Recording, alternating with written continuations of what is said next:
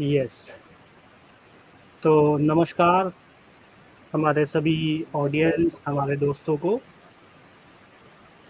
M दादा नमस्कार। नमस्कार और नमस्कार। आज जो है ये इंटरनल एंड एक्सटर्नल थ्रेट्स वाला जो अ, हमारा 2 पार्ट्स थे, अब उसको कंसोलिडेट करके हम जो है सजेशंस लेंगे। ओपन डिस्कशन रखा हुआ है, जिसमें सॉल्यूशंस हम ढूँढने की कोशिश करेंगे। तो अब जैसे-जैसे जो है लोग जुड़ते जाएँगे, वैसे-वैसे हम लोग इसको दिखाते जाएँगे। अभी फ़िलहाल एक बार कंसोलिडेट करके पढ़ते हैं हम तब तक, और जैसे-जैसे लोग जुड़ेंगे अपने कमेंट्स के थ्रू या स्ट्रीम में जॉइन करके अपने सजेशंस दे सकते हैं।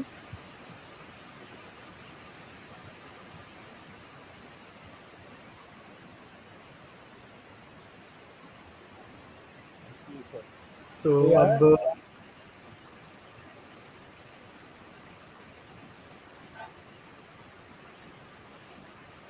ये अब सारा एक साथ कर दिया मैंने।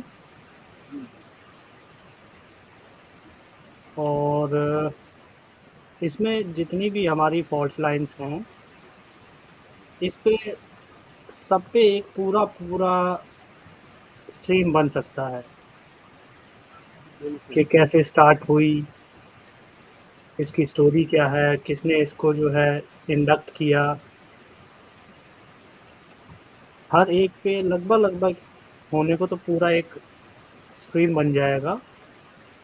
जी जी। न्यू बुद्धिज़्म, खालिस्तान मूवमेंट, ये पाकिस्तान की करी हुई, मीम भीम, सारी ये पॉलिटिकल है। स्वर्ण दलित, अंग्रेजों के टाइम से डिवाइड एंड रूल से स्टार्ट हुआ है ये। मीना ट्राइब, अभी रिसेंटली कुछ मीना ट्राइब के लोग हैं जो हिंदूज के अगेंस्ट बोल रहे हैं, उसको भी इसमें इंक्लूड कर दिया गया है। और इस पे तो बात नहीं करेंगे प्रमुख संप्रदाय पे। Language and religion barrier, region barrier, ये भी काफ़ी आज के टाइम में चल रहा है। जी जी। ऑल ओवर इंडिया में इसको कैच करने की कोशिश करी जाती है लैंग्वेज में। जैसे बंगाल में बांग्ला भाषी, ऐसे ही साउथ में एकाडिकी जो है अ, तमिल लैंग्वेज, या कन्नाडिगा मूवमेंट है जो है, यानी वो कन्नड़ को अपने प्रेफर कर रहे हैं, हिंदी को प्रेफर नहीं कर रहे हैं। तो रिलीजियस और लैंग्वेजेस को बहुत ज़्यादा एक्सप्लॉइट करा गया है इसको भी, और आज भी एक्सप्लॉइट हो रहा है। मे भी शायद आगे भी एक्सप्लॉइट होता रहेगा ये, अगर इसके लिए कुछ किया नहीं गया। लैंड डिस्प्यूट्स एक सॉल्व हो गया ऐसे धीरे धीरे करके, बाकी अगर कोई है तो वो भी सॉल्व होने चाहिए। लेकिन ऐसे ऐसी चीज़ में स्टेट में और सेंटर में एक ही गवर्नमेंट का होना बहुत ज़रूरी होता, ताकि बिल्कुल बिल्कुल सॉल्व हो जाए, वरना वो कोऑर्डिनेट नहीं करते आपस में। एकदम सही। डेमोग्राफिक चेंजेस जो है, ये हमने कवर किया था। इसके लिए डेमोग्राफिक चेंजेस में काफ़ी तो ऐसे लॉज भी हैं जो इसको प्रमोट कर जाते हैं। बिल्कुल। और अगले दूसरे किसी पक्ष का संगठित ना होना भी उसके कन्वर्जन में, या उसके प्रताड़ना में, या उसके कम हो जाने में, यानी लिंच हो जाने में बहुत बड़ा रोल प्ले करता है।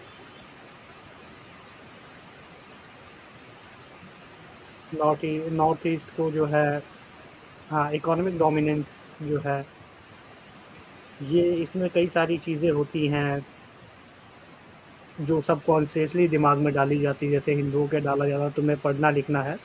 नौकरी करनी है। जी जी जी। बिजनेस के लिए कोई दिमाग में नहीं डालता नहीं तुम्हें पढ़ना लिखना है और बिजनेस करना है। और इस इकोनॉमिक डोमिनेंस का दूसरा पक्ष ये है कि कोई एक वर्ग विशेष जो है धीरे-धीरे करके बिज़नेसेस टेक ओवर करता जा रहा है। बार-बार साइकिल रिपेयर से लेके व्हीकल सर्विसिंग, मीट इंडस्ट्री, आड़त यानी जो होलसेल एग्रीकल्चर के बिज़नेस हैं, एग्रो प्रोडक्ट्स के वो, और बाकी होलसेल बिज़नेसेस लेता जा रहा है। इसके अलावा जो है हलाल इकॉनमी अलग है, जी जी। जो उस टाइम नहीं था। ये बहुत इम्पोर्टेंट है, सही है। वैसे बात करते-करते दिमाग में चढ़ जाता है नॉर्थ ईस्ट सेपरेशन ये भी इंडिया काफ़ी से। इम्पोर्टेंट चीज़ चिकन है। नेक इसका बहुत बड़ा एग्जांपल है जो कल जो वीडियो आप दिखा रहे थे देखे, जो लाइन ड्रॉ किया था एकदम चिकन नेक के ऊपर से, मतलब इतना वाल्नरेबल एरिया है वो।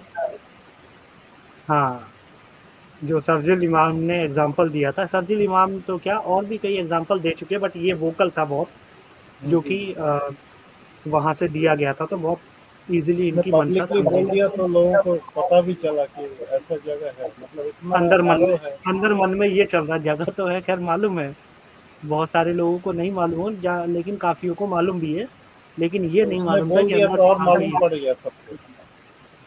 जी हाँ। तो ये हो गया आपका, इसको जल्दी जल्दी कवर कर लिया मैंने। इस्लामोफोबिया, ये फॉल्ट लाइन्स ना होके प्योरली प्रोपेगेंडा है, जी जो जो है हिंदूज के खिलाफ या इंडिया के खिलाफ चला जा रहा है।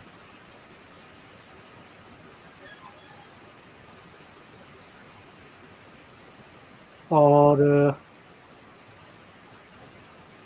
ये जो है प्रोपेगेंडा है, कुछ पोर्शन इसका ज़मीन पे इंडिया में दिखता भी है, यानी इश्यूज़ के रूप में तो ये दिखता ही है। बिल्कुल कितना बिल्कुल। कितना डीप है कितना नहीं है वो तो लोग खुद डिसाइड कर लेंगे। इस पे बाकायदा पूरी दुनिया जो है इस्लामोफोबिया पे इसकी चपेट में है। माइनॉरिटी बैशिंग, ये हमारे ऊपर इल्ज़ाम लगाते हैं कि माइनॉरिटीज़ को प्रताड़ित किया जाता है। Hindutva fascism, dismantling global Hindutva जो है एक, इनका वो भी चल रहा है पूरा।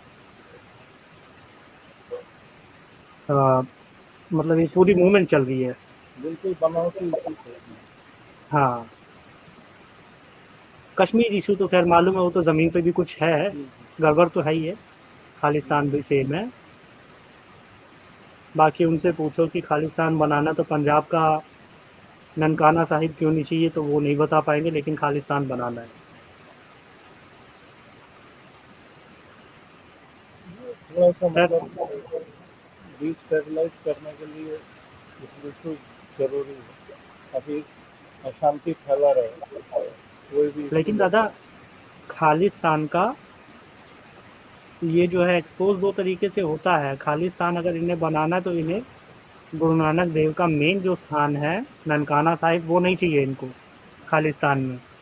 ये डिस्टर्ब करना चाहते हैं ना इंडिया को। दूसरी चीज जो है वो ये है कि खालिस्तान और पाकिस्तान, खालिस्तान में खालिस का जो मतलब है, पाकिस्तान में पाक का भी वही मतलब है, बिल्कुल। प्योर।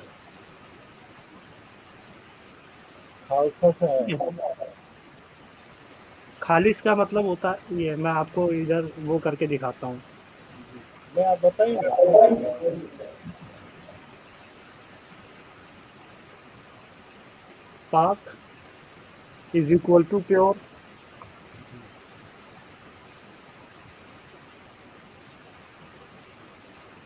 ठीक है, यहाँ विच इज इक्वल टू के के एच ए खालिस इज इक्वल टू प्योर।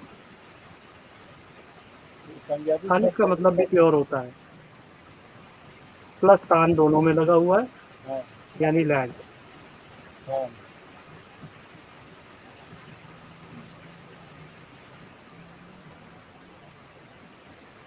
ये है, नाम तक ऐसा नहीं रखा इन्होंने जो लोगों को माल लगे कि हाँ, मतलब शक ना हो। सिखिस्तान रख देते तो भी थोड़ा-सा लोगों को शक ना जी, होता। जी, इन्होंने नाम भी ऐसा रख दिया है कि पाकिस्तान के प्योर से ही मैच हो रहा है वो भी। जी, जी।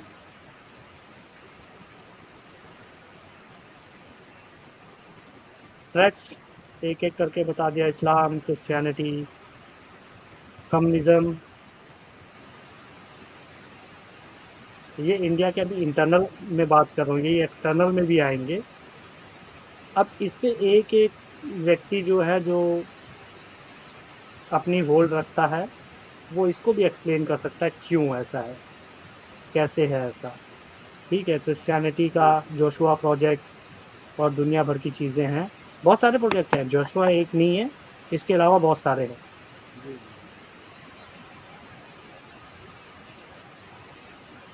कमेंट कोई आया है? निरंमय आया देखिए। प्रणाम।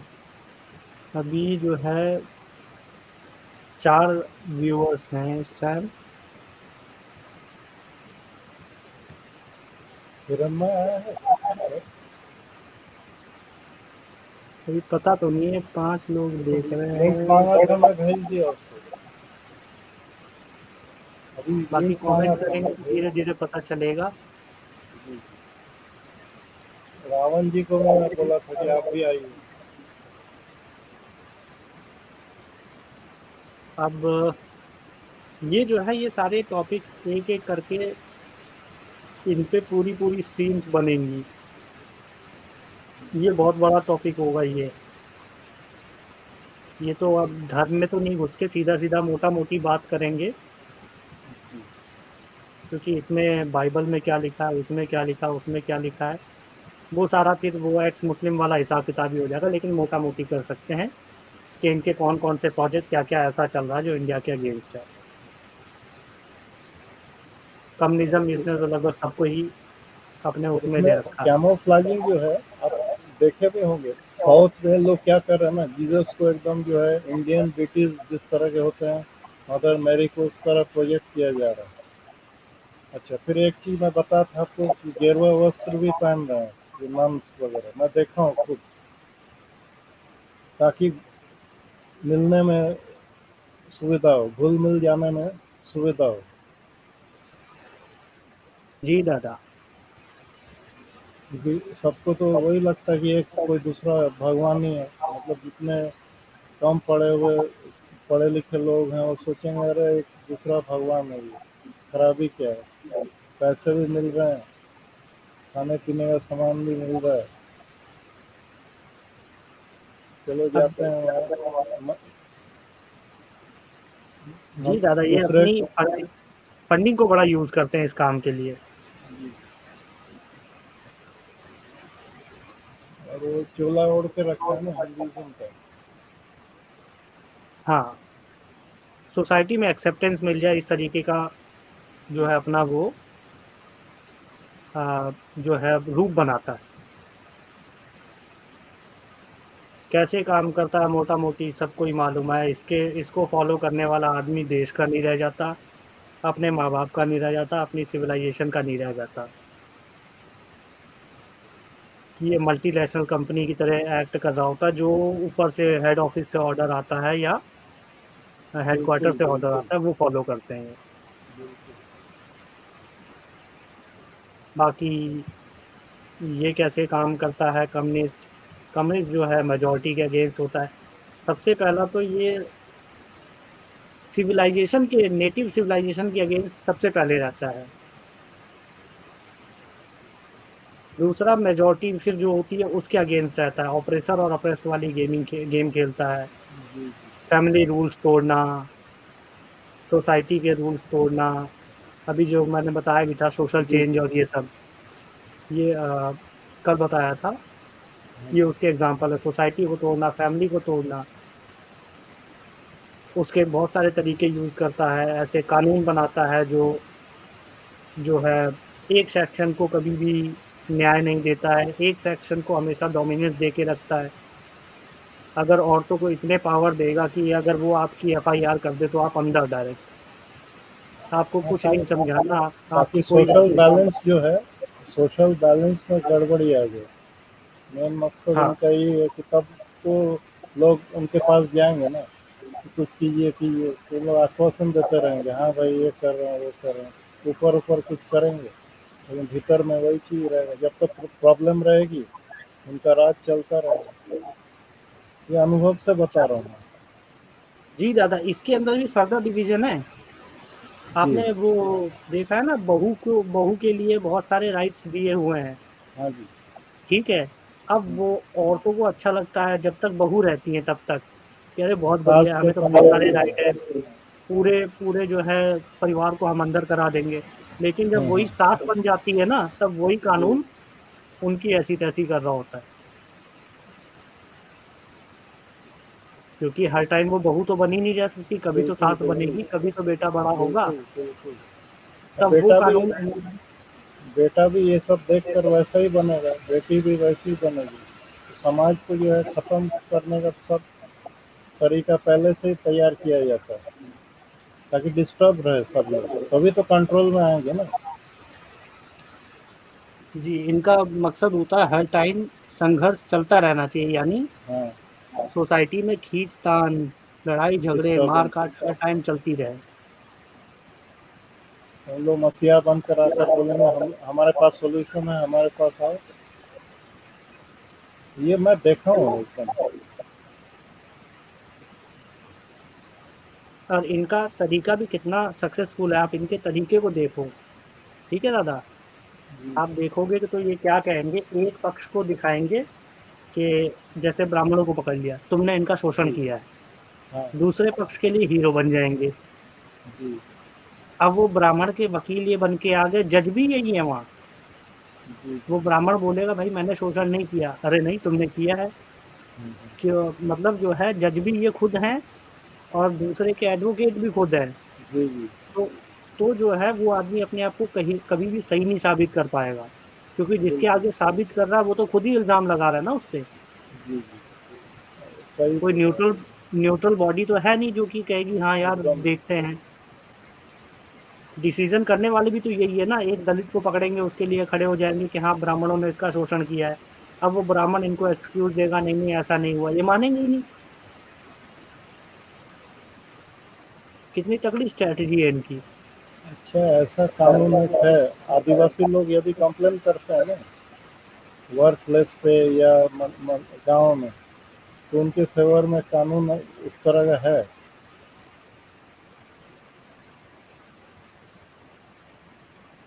आप देखिए। इसीलिए देखिए वो क्रिश्चियन प्रोजेक्ट जो है उसके साथ इन टैंडम क्यों चल रहा है। एक तो इधर कानून है कि आप आदिवासी पिछड़े हुए उनको आप अप्रेस नहीं कर सकते हो, उनका जमीन आप खरीद नहीं सकते हो। हम्म, उनको कुछ उल्टा सीधा बोल नहीं सकते हो, और फिर वो क्रिश्चियन बन जाएंगे तो और जोरदार मतलब जो है चीज चलती रहेगी। उन जी लोग हाँ। फिर उतर आते हैं, उन लोग फिर ऑपरेसर बन जाते हैं एक्चुअली। हमें दिखाया जाता है कि हम ऑपरेसर हैं, जबकि वही ऑपरेसर है। तो एकदम सही जी। बोल रहा है। और एक और चीज मैं कहने वाला था, क्या ध्यान से उतर गई मेरे। सॉरी सॉरी, मैं बीच हाँ, में काट दिया मैं आपको। वो जो है जैसे मान लो एससी या दलित महिला होती है, उसका मान लो उस जो है उसको बोल देंगे कोई भी बात हुई, उसको कहेंगे रेप का इल्जाम कंप्लेंट लगा डाल दो, हाँ दो। हाँ हाँ। हाँ, तो उसको पैसे मिलेंगे उसके।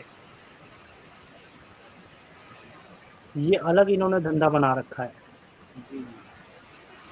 कि झूठी कंप्लेंट डाल दो, पैसे ले लो गवर्नमेंट से। कितना है दादा, 5 लाख है कितना है? उसका याद नहीं है मुझे, झूठ नहीं बोलूँगा मैं, जो चीज़ मालूम नहीं है अभी याद नहीं है, मैं देख कर बता दूंगा, लेकिन है अच्छा खासा है कंप्लेंट, मतलब वो कॉम्पेंसेशन का, डैमेजेस चाहिए जो भी चाहिए। ये इन्होंने फिर इंडस्ट्री एक और खड़ी कर रखी है कि आप झूठे इल्जाम लगाओ। अब जो है दलित, अरे हालांकि आईएएस अपनी अफसर्स हार पे लगा है उस तरह का उस तरह का इल्जाम आईएएस अफसर्स पे लगा है कि जी हाँ, सबॉर्डिनेट अगले का। को जो दलित है सबॉर्डिनेट उसको मतलब जो है प्रताड़ित किया जा रहा है, ये है वो है सब। कोई भी कंप्लेंट ठोक देने से तुरंत बेचारा आदमी सस्पेंड हो जाता है, इंक्वायरी चलती है। मान लीजिए साबित भी हो गया कि 2 साल बाद कि मैं निर्दोष है, लेकिन उसका तो करियर में तो धब्बा तो आता ही है। लेकिन लोग बोलेंगे अरे वो मैनेज कर लिया। बाहर तो बोलने में तो कोई टैक्स लगता नहीं है, बोलेंगे अरे उसने मैनेज करके निकल गया। एक ये हुआ, दूसरा उसके प्रमोशन के प्रोस्पेक्ट पे भी जो असर तो पड़ेगी। कि लोग सोचते हैं कि कुछ तो किया होगा, नहीं तो कंप्लेंट कैसे आया। ये भी एक बात है। जी इको दादा। क्यों आ रही है सर?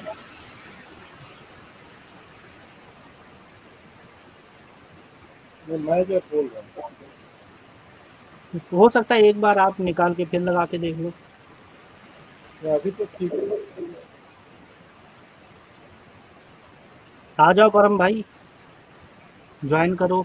लिंक देना पड़ेगा ना, 1 मिनट।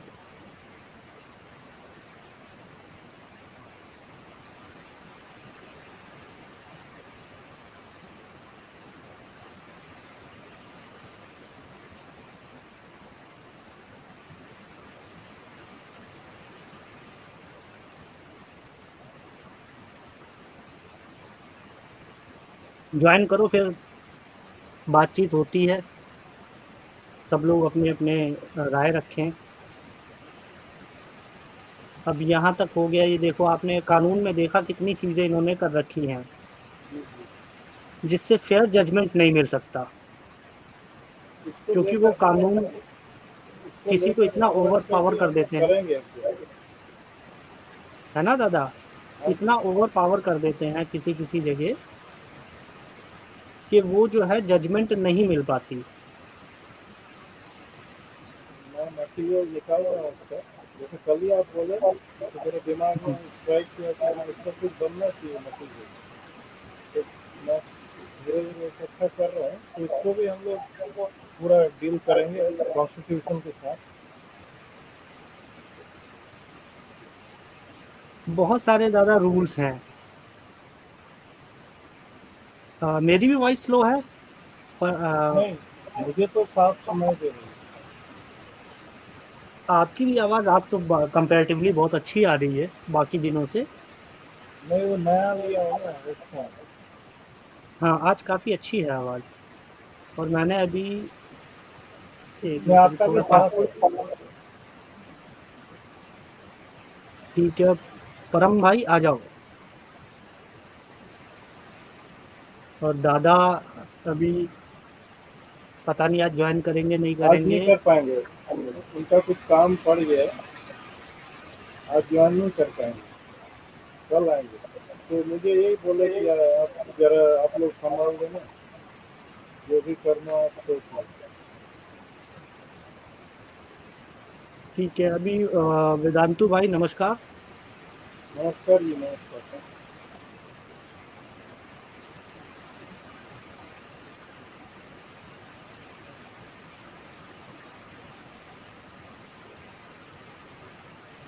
वेदांतु भाई अनम्यूट करो। जी सर, जी नमस्कार मेरा सभी को। नमस्कार। अच्छा, ये विजिबल है आपको? सॉरी। ये विजिबल है जो डॉक्यूमेंट शो करा जा रहा है? नहीं, नहीं अब मेरे को देख, इतने अच्छे से नहीं दिख रहा है। आप ही थोड़ा रीड करेंगे इसे प्लीज़। नहीं नहीं, रीड नहीं करना, वो वैसे बोल रहा हूँ, दिख रहा है। जस्ट मिनट, मेरे को चेंज करना होगा इसका डायरेक्शन। नहीं, मैं अच्छे से नहीं देख पा रहा हूँ इसे। मैं सुन पा रहा हूँ लेकिन अच्छे से सुन रहा है। ठीक जी। है, परम भाई आ जाओ आप भी। ठीक है। और यहाँ आप, अब मैंने लॉज का तो आपको बता ही दिया। सोसाइटी क्या, ये जो है इंडिविजुअल लेवल पे भी इतना बड़ा कानूनों के साथ भी करते हैं ये। और कुछ ऐसी ये मूवमेंट्स टीवी भी। कल्चर भी और भयानक चीज है। जी दादा। टीवी कल्चर भयानक चीज है। हाँ, अभी इन्होंने एक और चीज चालू करी है, अभी वो भी बताता हूँ इसके साथ में। ये इसके अलावा है, एजुकेशन में इन्होंने एक जेंडर क्वीर डाला है।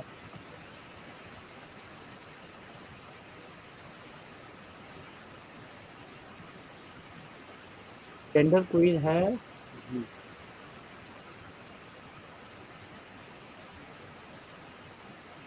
ये इनको ओरल सेक्स सिखा रहे हैं क्लास के अंदर। ये कहाँ है? यूरोप अमेरिका में?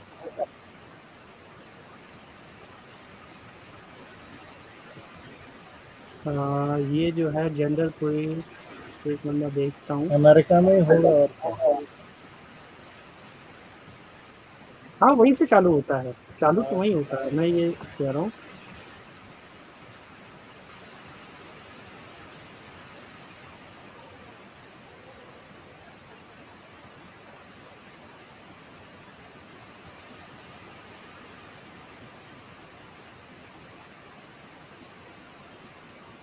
हाँ,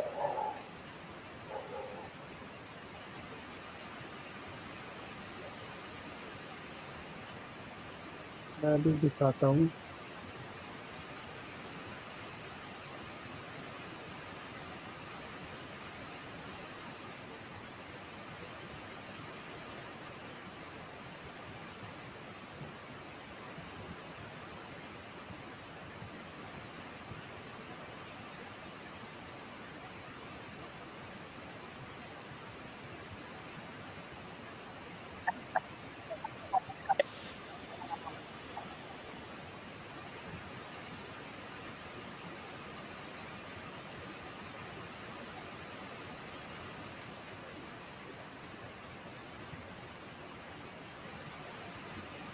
अब ये आपको परम भाई नमस्कार। नमस्कार परम जी। नमस्ते दादा, नमस्ते अपना इंडिया जी। नमस्ते नमस्ते भाई। जो भाई दूसरे हैं। नमस्कार दादा। ये देखिए दादा,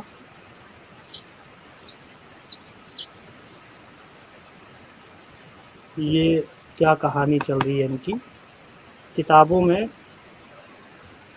oral sex Books pulled off the shelf. They want the entire KDISD book approval and review process to change. They want KDISD to audit every single school library. It was pervasive throughout that whole book. Tonight, parents in KDISD read aloud passages from books that are too graphic to air on local television. It is straight up porn. It is a book about two knife breaks. Still, one by one, half a dozen mothers and grandmothers read from 6 different titles. All of the books, they say, are found in Katy ISD high school libraries. I knew the dangers of raising kids in the digital world and all the sexual and pornographic content, but finding out the content of the books in my kids' school has been a big slap in the face. We paid for these books. These parents argue the sexually explicit material does not reflect healthy relationships and could misguide teens who read about these fictional sexual encounters. I've always told my kids, you got a question about sex, you come, I'm going to tell you the truth and I'm going to give you accurate information. Don't ask your buddy. Don't go looking for stuff. I will always level with you and be straight with you. Not every kid has that. In fact, I would guess that most kids probably don't have that. And it's really important for us to be protectors of the kids that don't have that. The group doesn't want KDISD to just look for individual books. Instead, they're seeking large-scale action. We need an audit of the library and for pornographic and sexual content, and then a committee put in place for better filtering of books that actually get into our schools. Just last week, neighboring Walner ISD announced they would review their libraries for sexually graphic material after a similar school board meeting. Y'all need to do better. Tonight, KDIC school board could not address the parent concerns, but we're told the district will have a response following this public outcry.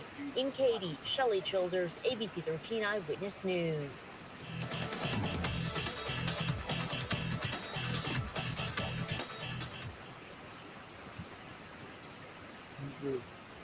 ठीक है दादा, ये देखिए ये school में introduce कर रहे हैं।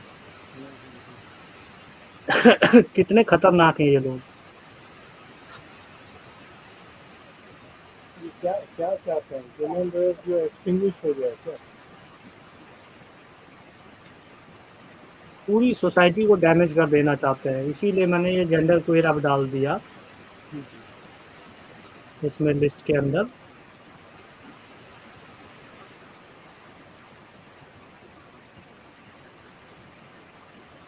बहुत खतरनाक लोग हैं ये। LGBTQ आप देख लीजिए। लेकिन मेरा एक क्वेश्चन है अपने पीके जी। ठीक जी है कि भाई। जो संस्थाएं कुछ अपना कर रही हैं, लेकिन जो बच्चों के पेरेंट्स हैं तो उनको ये दिखाई क्यों नहीं दे रहा है? पेरेंट्स से कंप्लेन किया ना, दिखा रहा था कोर्ट नहीं, में। इसमें तो पेरेंट्स ने ही कंप्लेन करा है। अच्छा अच्छा।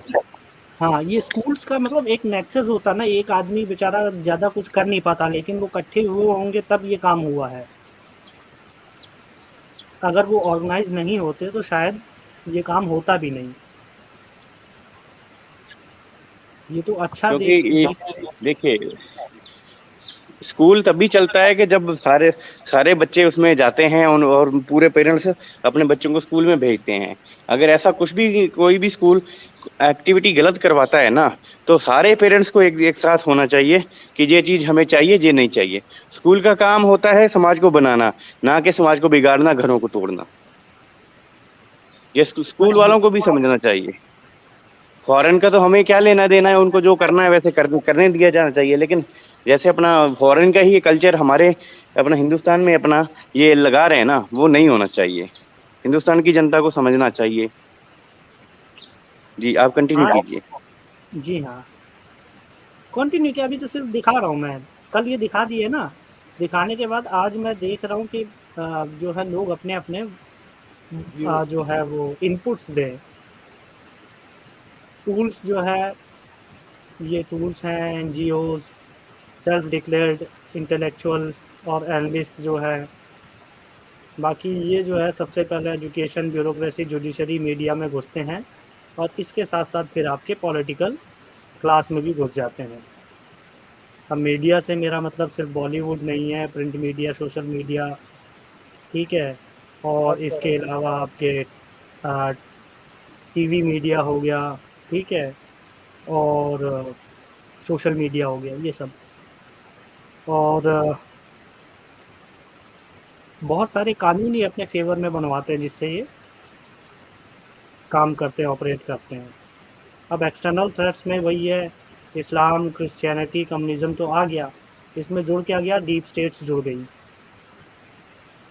जैसे CIA, communist party of China, KGB, ISI, MI, weapon industry, pharma industry भी इसमें जोड़ दी है मैंने, क्योंकि ये बहुत इन्फ्लुएंस करती है। यूएस में खासकर करती है। इंडिया में तो खैर इसका उतना ज़्यादा प्रभाव नहीं है। ये एक तरीके से गवर्नमेंट के साथ साथ कॉपरेट करके चलती है, तो ये इतना प्रेशर यहाँ नहीं डालती है।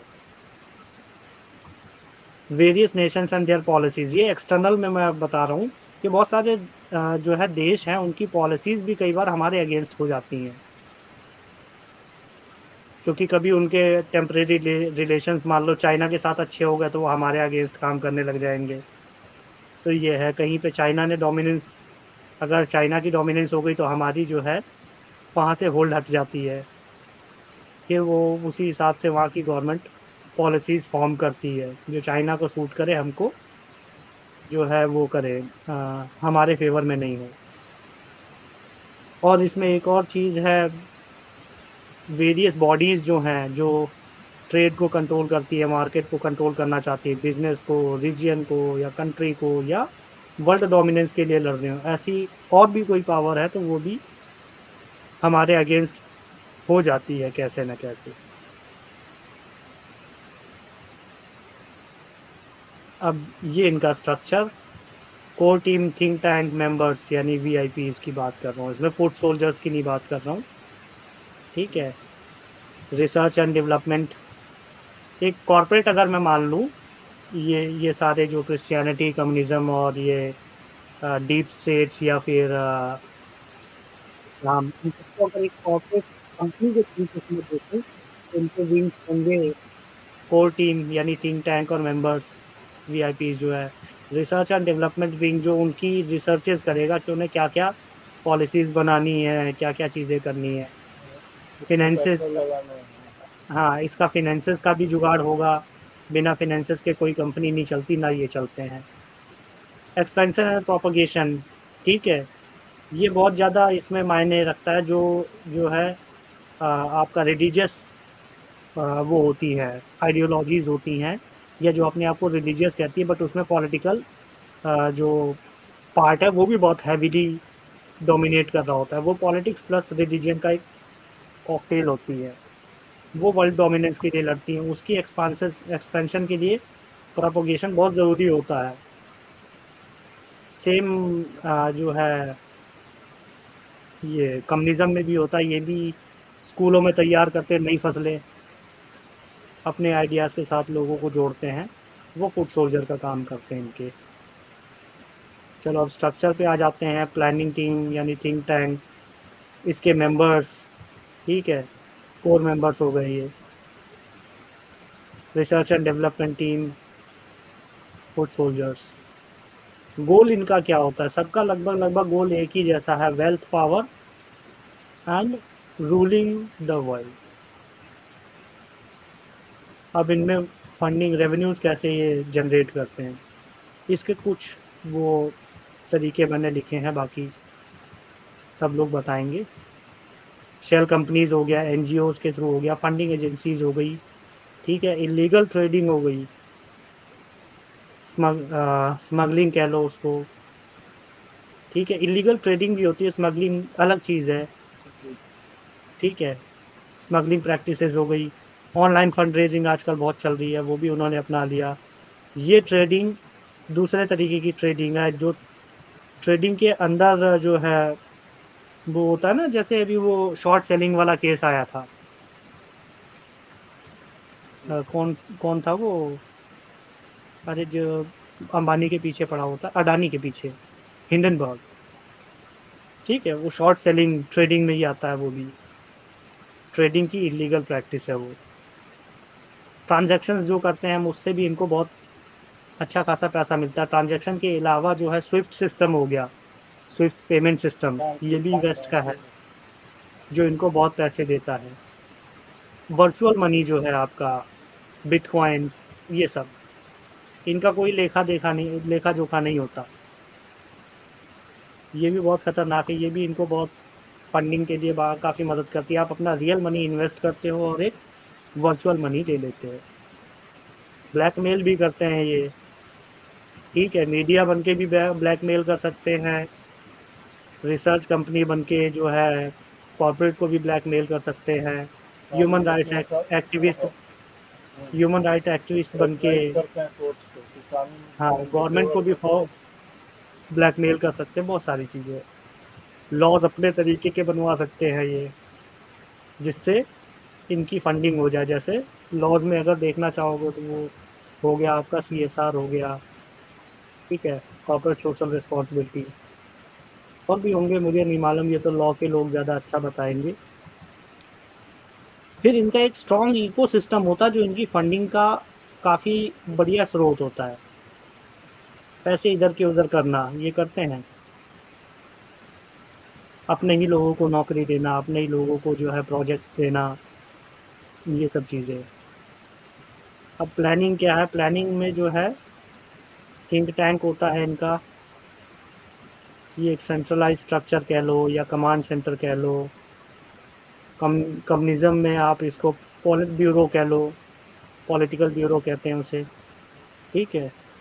ये इनका थिंक टैंक है। इसके अलावा यूनिवर्सिटीज़ हैं इनका थिंक टैंक। अब एक्सपेंशन में ये जो है अपना प्रोपेगेंडा करके भी, यानी सच झूठ खिला पिला के, कैसे भी करके, सच बोल के, झूठ बोल के, मिस एक ही इन्फॉर्मेशन झूठ करके, यदि बार बार बोला गया तो कुछ तो असर पड़ेगा। हाँ, ये अपने आप अपने जो है सोच दूसरों के ऊपर थोप देते हैं।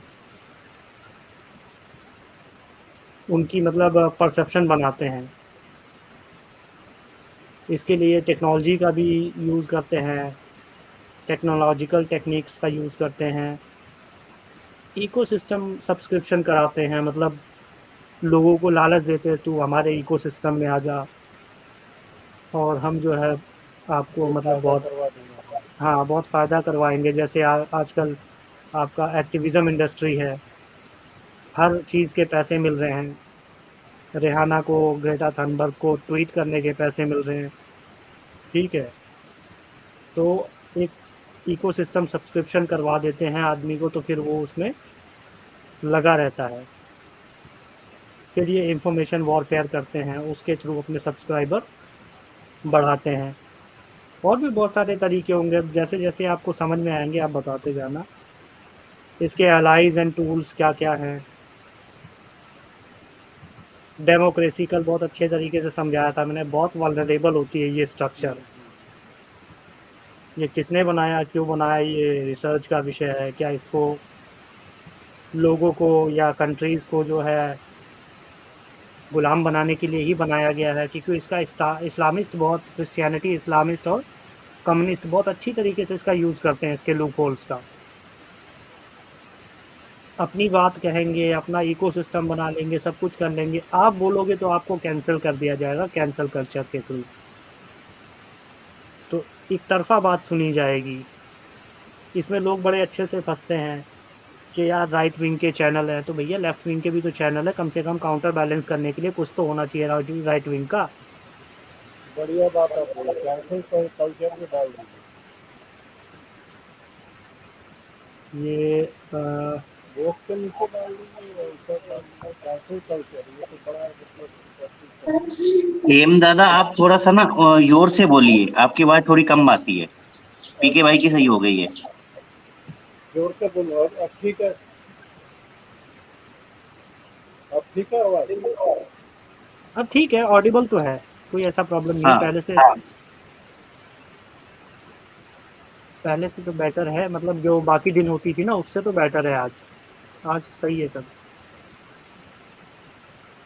अब ये इंफॉर्मेशन इसको बहुत सही, मतलब सही तरीके से वो करना पड़ेगा, सही जगह पे रखना पड़ेगा। अभी तो मैं फिलहाल कहीं नहीं अभी ठीक है, डाल देता हूँ। अभी रहने दीजिए। ठीक है, डेमोक्रेसी में आपका ये मैंने बता दिया। फिर जो है जितनी भी एंटी नेशनल फोर्सेस होती हैं बहुत अच्छे तरीके से डेमोक्रेसी का यूज़ करती हैं। आपकी संविधान की किताब पकड़ लेंगी और लाल किले पे हमला कर दी होंगी, आपका झंडा उठा लेंगी, रोड जाम करके बैठी होंगी। झंडे ही उठा के क्या पता पत्थरबाजी भी कर लें, ठीक है, झंडा उठा के ही दंगा भी कर लेंगे, सब कुछ हो जाएगा। तो आप देखो डेमोक्रेसी का कैसे यूज़ करते हैं ये। बहुत वल्नरेबल स्ट्रक्चर मुझे डेमोक्रेसी लगता है। सेकुलरिज्म सबको ही मालूम है क्या, वही कम्युनिज्म का ही मास्क है ये। वो कल्चर ये सेकुलरिज्म से थोड़ा सा स्ट्रांग है, वोकल ज़्यादा है ये, और अपनी आइडियोलॉजी को पुश करता है, थोपता है एक तरीके से। ये थोड़ा सा हार्ड है सेकुलरिज्म से। WHO, लोकल हेल्थ बॉडीज, ये सब प्रेशर डालने के इनके टूल्स हैं। कोरोना में आपने देखा होगा खूब इन्होंने प्रेशर डाला, मास्क हटा दो, फ्लाइट्स बंद मत करो चाइना से, ह्यूमन टू ह्यूमन फैल नहीं रहा है, कोई ज़रूरत नहीं है प्रिपरेशन करने की, कोई ज़रूरत नहीं है कुछ करने की, अपने आप सही हो जाएगा, हार्ड इम्यूनिटी हो जाएगी, वगैरह वगैरह।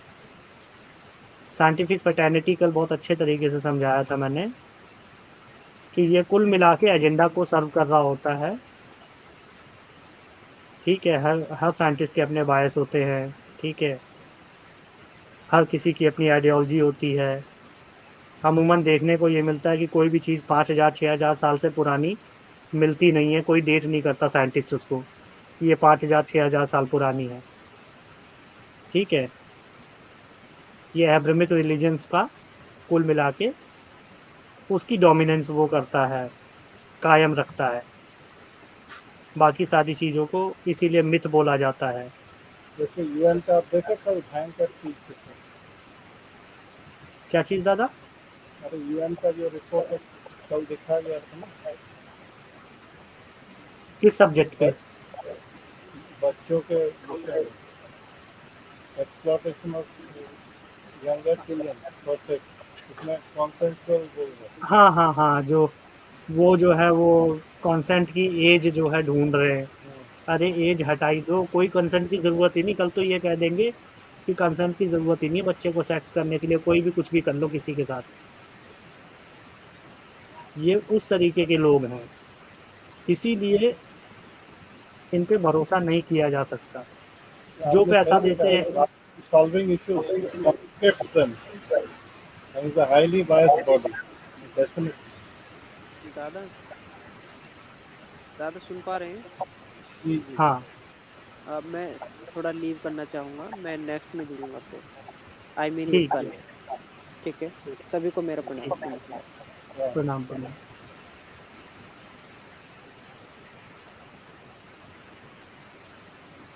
दूसरे कोई आया क्या? हाँ, जय दादा नहीं है अभी तक। अच्छा, फंडिंग ऑर्गेनाइजेशन से सीधा सीधा फंड करती हैं इनको, इनके कॉज को बढ़ाती हैं, ठीक है।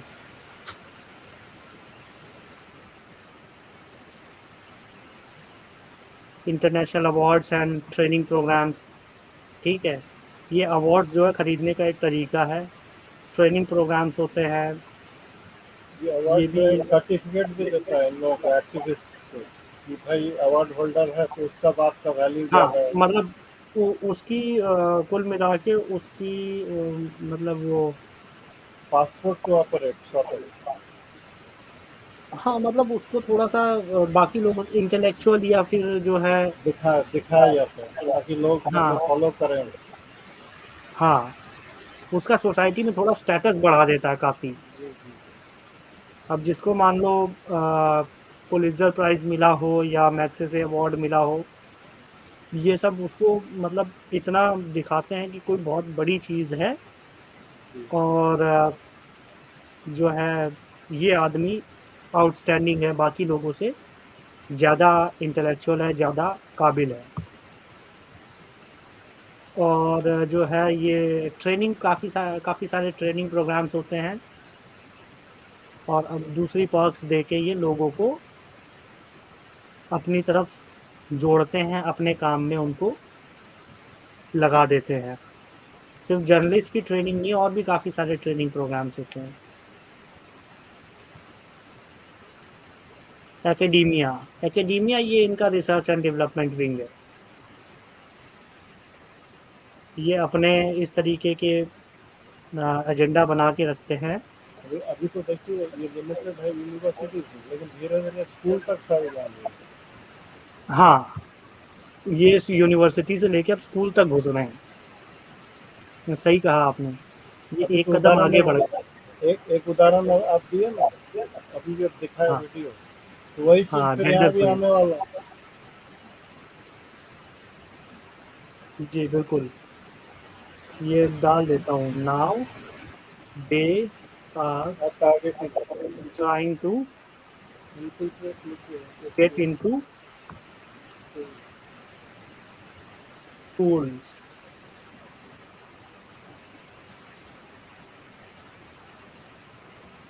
trying to ठीक है। dominate schools। अब ये सारी गंदगी स्कूल लेवल पे पहुंचा रहे हैं। अब जैसे हार्वर्ड यूनिवर्सिटी हो गया, Soka University, university of Oxford, local में आपके जेएनयू, एमयू, जादवपुर ये तो हम यूनिवर्सिटी, लोग जो कलकत्ता मतलब यूनिवर्सिटी। नामी यूनिवर्सिटीज हैं उनके बारे में बोल रहे हैं, लेकिन ये तो सब जगह घुस रहा है धीरे धीरे। हाँ, ये अभी नामी है, लेकिन आपकी जो एकेडीमिया पूरी तरीके से इनके पूरी, हाँ, कंट्रोल में है। पूरी पूरी। ये आप ये नहीं समझो कि मैंने 5-7 डाल दी, ये तो वो हैं जो एकदम इनकी वो क्रीम है। और जो है ये इनकी रिसर्च एंड डेवलपमेंट और स्ट्रैटेजी बनाती हैं। इनके सब्जेक्ट्स हैं liberal arts, social sciences, sociology, neuro science, और भी कई सारे होंगे। मुझे जो मोटे मोटे 2-3 लगे मैंने लिख नहीं दिए। एकदम सही, बहुत बढ़िया बना है, मैं बता रहा हूँ ना, बहुत बढ़िया बना है। बुलेट पॉइंट जो है बहुत बढ़िया बना है। बाकी डब्ल्यूटीओ ये जो है, ये ट्रेड में अपनी डोमिनेंस बना के रखना चाहता है, जो भी इनके डोनर्स हैं उनकी, ताकि गरीब देश और गरीब होते जाए, और उनको किसी तरीके से मतलब मॉडर्न समाज में उनको स्लेव बनाया जा सके, मॉडर्न हाँ तरीके मतलब से। जिंदा रखें, लेकिन मतलब फ्लेवरी के स्टेटस हाँ, मतलब आज कॉलोनाइजेशन दूसरे तरीके से हो रहा है, में। जी जी तब दूसरे तरीके से होता था, तब बाय फोर्स होता था, अब by controlling narrative and finances. NGO सबको मालूम ही है, एंटी नेशनल एक्टिविटी और फंडिंग इधर उधर करना, ये सारे काम है। गवर्नमेंट को प्रेशर में लाना और जो है गवर्नमेंट के अगेंस्ट साजिश तक रचने वाले काम कर रहे होते हैं। अच्छा, आजकल एक और चीज जुड़ गई है। कौन सी? आजकल जो है ये एम्बेसीज लग गई हैं काम में इसमें। एम्बेसीज भी डायरेक्ट अब इसमें आ गई हैं, उतर गई हैं।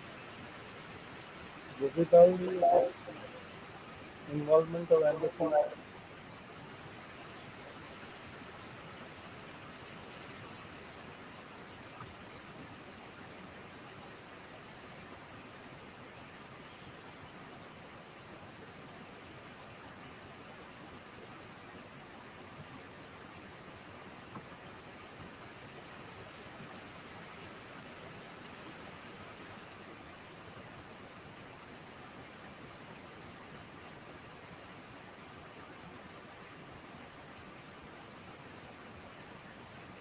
गेटिंग इन्वॉल्व जो भी वो लिख लीजिए।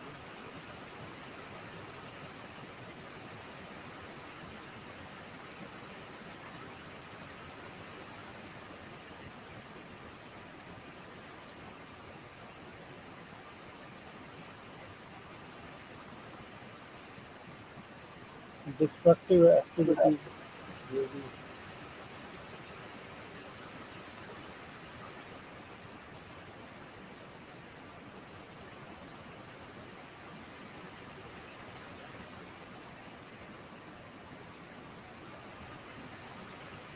ये चीज पहले भी था, मतलब स्पाइंग वगैरह तो वही लोग तो करवाते हैं ना। आप देखिएगा स्पोर्ट्स अटैचे, लेकिन एक्चुअली वो स्पाई है। ठीक है, ठीक है। प्रेस ये अटैचे। होस्ट कंट्री के अंदर ये जो है ये भी अपना खेल खेलना चालू कर रही हैं। यूनाइटेड नेशन सिक्योरिटी काउंसिल ये भी बहुत बड़ी बॉडी है। बहुत सारे इसके जो है सब बॉडीज हैं जो ये सारे प्रेशर बनाने के काम करती हैं अलग अलग तरीके से। यूएनओ सबको मालूम है, ये भी अपने जो है जो इसके फंडर्स होते हैं, जो इसके बड़े डोनर्स होते हैं, ये उसके इंटरेस्ट प्रोटेक्ट करता फिर रहा होता पूरी दुनिया में। एफएटीएफ ये जो है टेररिज्म को कर्ब करने के बजाय अब ऐसा लगता है सपोर्ट करता हुआ सा प्रतीत होता है। मतलब एक जितने कंट्री को भी बेचारा बेचारा दिखाकर फिर जो है, जैसे ग्रे लिस्ट में मान लीजिए आ गया या ब्लैक लिस्ट में आ गया, तो दिखाया जाता है कि भाई उसका इमेज खराब है, ये वो है। 10 कंट्री और बोलते हैं नहीं इसको हटाओ हटाओ, इसको मौका दो, एक मौका। फिर जब वो गड़बड़ ज़्यादा करता है उस समय हटा दिया जाता है। और टाइमिंग देखिएगा इसका। सूट कर रहा होता जो इनके मालिकों को, उसके हिसाब से ये काम करते हैं। आप ये देखिए बड़े। जितने जितने कंट्रीज में टेररिज्म है, हाँ, सबका मतलब हट चुका है आपको सब। ठीक है, उसमें ये तो खुद बुर्खा पहन के पहुंच जाते हैं वहां अफगानिस्तान में। मतलब आदमी बुर्खा पहन के पहुंच जाते हैं अफगानिस्तान में मिलने के लिए तालिबान से। वर्ल्ड बैंक के लोग थे। कौन थे वो? वर्ल्ड बैंक के लोग गए थे। अमेरिका के तो थे, इतना यूएनओ के मालूम है। यूएनओ को गए थे ना ये हाँ तालिबान हाँ। से मिलने। बुर्खा बुर्खा पहन के आदमी लोग भी बुर्खा पहन के बैठे हुए थे वहां। अबे तुमसे पैसे मांग रहे वो, वहां ये बुर्खा पहन के जा रहे जैसे ये गुलाम हो। तो अपना एजेंडा सूट जहाँ करेगा वहाँ तो ठीक है, कहीं तक भी गिरने के लिए तैयार है। कोई भी और हद तक। एफएटीएफ आप बताइए जो ये क्या नाम है, स्विस बैंक है स्विट्जरलैंड का, जी, ये ब्लैक मनी रख रहा है ना लोगों के, इस पे कौन सा बिल्कुल एक्शन ले रख रहा लेता है है। ये? अभी तो और कंट्रीज भी है, पनामा है, कौन कौन सा छोटा छोटा कंट्रीज है। हाँ, मैंने तो अब वहाँ। एग्जांपल दिया। जी जी। स्विट्जरलैंड बहुत मशहूर है ना इस काम में, ब्लैक मनी हाँ, में। मशहूर है। और भी कंट्रीज बने हैं अभी, यहाँ पर रख सकते हैं ब्लैक मनी। उनका ये क्या बिगाड़ लेता है? इसलिए तो फिर ये किस काम का? ये तो एक्चुअली क्लब है, डांस लीग नहीं है। अब और आपने इसके ज्यादा अलावा डोनेट जैसे किया है, बैट आपका है, ठीक है, क्रिकेट बैट आप दिए हैं मान लो क्लब में, तो आप कल से बोलोगे कि मैं बैट दूंगा ही नहीं, ये तो मैं दिया हूँ, मैं वापस ले लेता हूँ, खेलोगे कैसे क्रिकेट? होता है ना, हम्म, बचपन में आप देखे होंगे, जिसका बॉल है वो बोलता था नहीं भाई आउट कराओगे तो मैं बॉल नहीं दूंगा, तब मुझे नहीं खेलना। हाँ। अब ये जो है आप बहुत सारे कौन-कौन से कंट्रीज़ है जो ये ब्लैक मनी रखते हैं? पनामा? है वो छोटे छोटे कंट्रीज है, तो उसका लिस्ट देखना पड़ेगा मुझे। पनामा तो आई एम श्योर,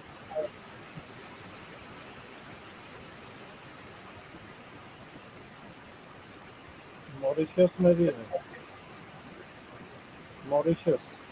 ये स्विस बैंक में रखते क्यों हैं? कुछ मोटा-मोटा अंदाज़ा है? एक्चुअली उसका एक नॉन डिस्क्लोजर पॉलिसी था पहले, अच्छा। क्लाइंट का हम लोग इन्फॉर्मेशन डिस्क्लोज नहीं करेंगे, फिर धीरे धीरे हम लोग करने लगे, तो उस समय जो सरकार ने हम लोग को बताया था कि हम लोग पता कर देंगे, पैसा वापस आएगा, इसको लेकर लोग मजाक करते हैं,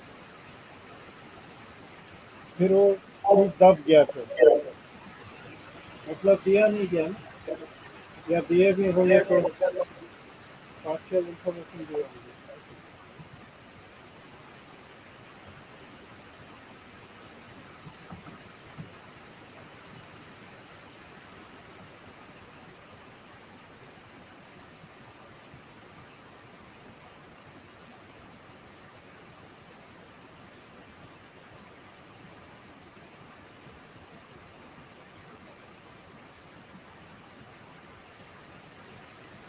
ठीक है, ये है।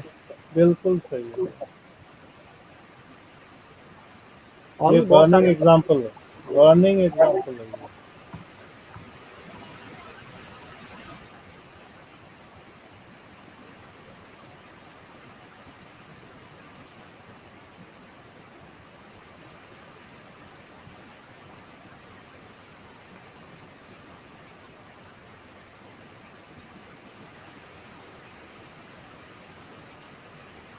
ठीक है, दूसरे कंट्रीज़ जो ब्लैक मनी हैवन है। और ये अपनी जो है इनकी unethical funding, illegal practices, raising fund, smuggling, human organ और हाँ हाँ, human adoption trafficking, raising funds for left, which is used in anti-national activities, breaking social harmony, getting crimes done, individual levels, as well as communal genocides, right, riots. सही है। ये हो गया। Activism industry इन्होंने खड़ी कर दी, पूरी पूरी एक इंडस्ट्री।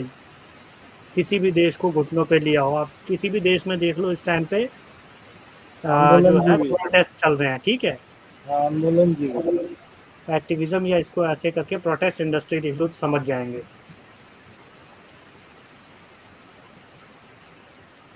हिंदी में वही कहते हैं ना, आंदोलन जीवी, हाँ हाँ। उनका जीविका यही है, आप देख लो आंदोलन करके।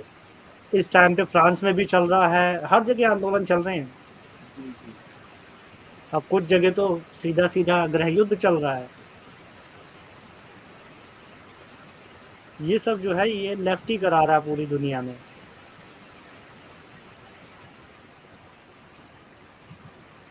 और लेफ्ट के साथ कौन है बोलने का तो जरूरत ही नहीं है। हाँ, लेफ्ट के साथ वही है, दो टोपीबाज और क्रॉसबाज। Private and local rating agencies ये जो है इज्जत बढ़ाती घटाती रहती हैं। हाँ, गलत रिपोर्ट निकालते हैं, हाँ। ताकि देखिए मेंटल डिग्रेडेशन भी होता है। मान लीजिए कोई बच्चा पढ़े कि मेरा कंट्री का जो है नंबर 21 है लिस्ट में, वर्ल्ड लिस्ट में, तो माइंड में तो असर तो पड़ेगा ही उसका ना। हम्म। तो ऐसे माइंड को भी जो है कंट्रोल करते हैं लोग, क्योंकि जो चीज़ निकल रहा है उसी को सच मानकर लोग चलते हैं, साइकोलॉजिकल वॉरफेयर इसमें।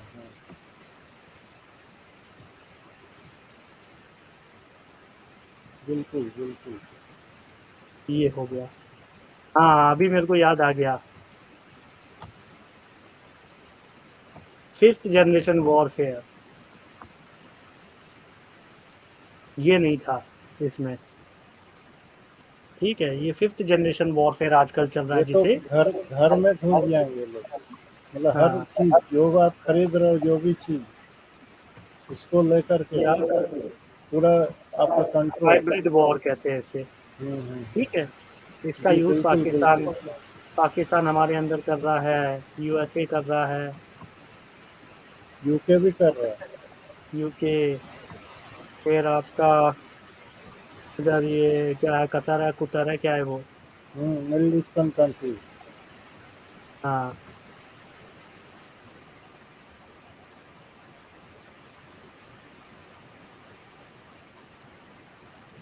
ताकि मेंटल प्रेशर पड़े और पब्लिक जो है भड़क जाए गवर्नमेंट पे,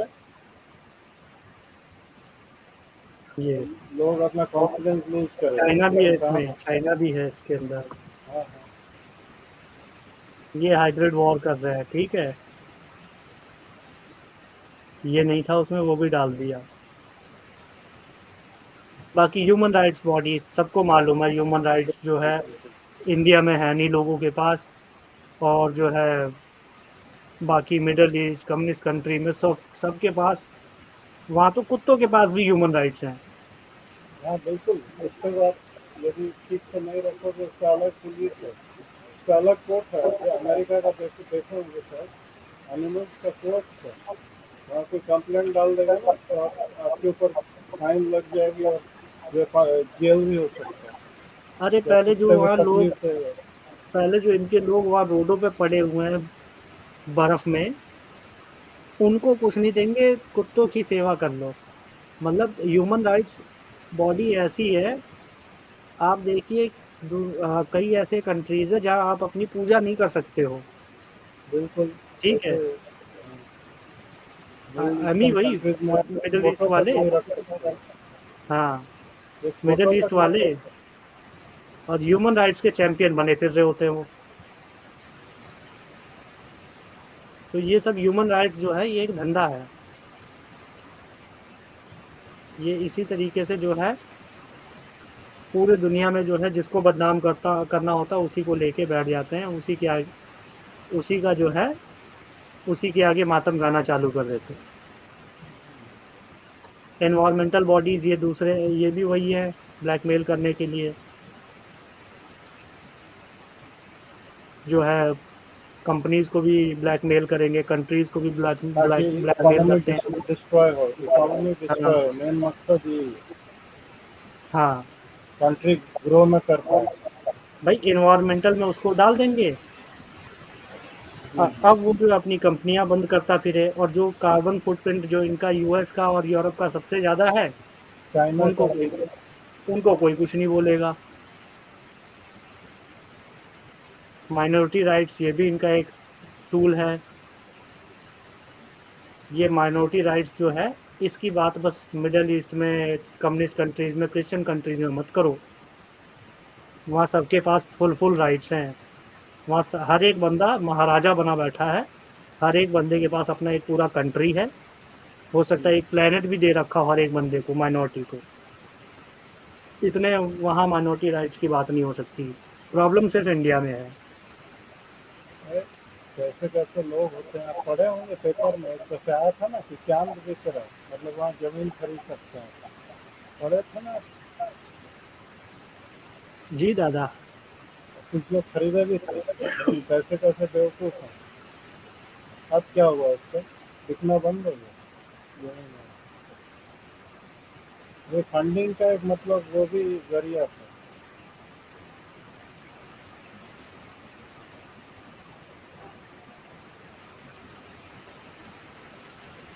क्या हिरण्य बाबा नमस्कार, क्या हुआ? अभी अभी आए उस टीम से।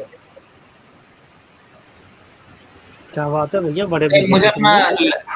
कंप्यूटर जरा डिस्टर्ब करना पड़ा फिर से। अच्छा अच्छा अच्छा। रावण जी नहीं अच्छा, है?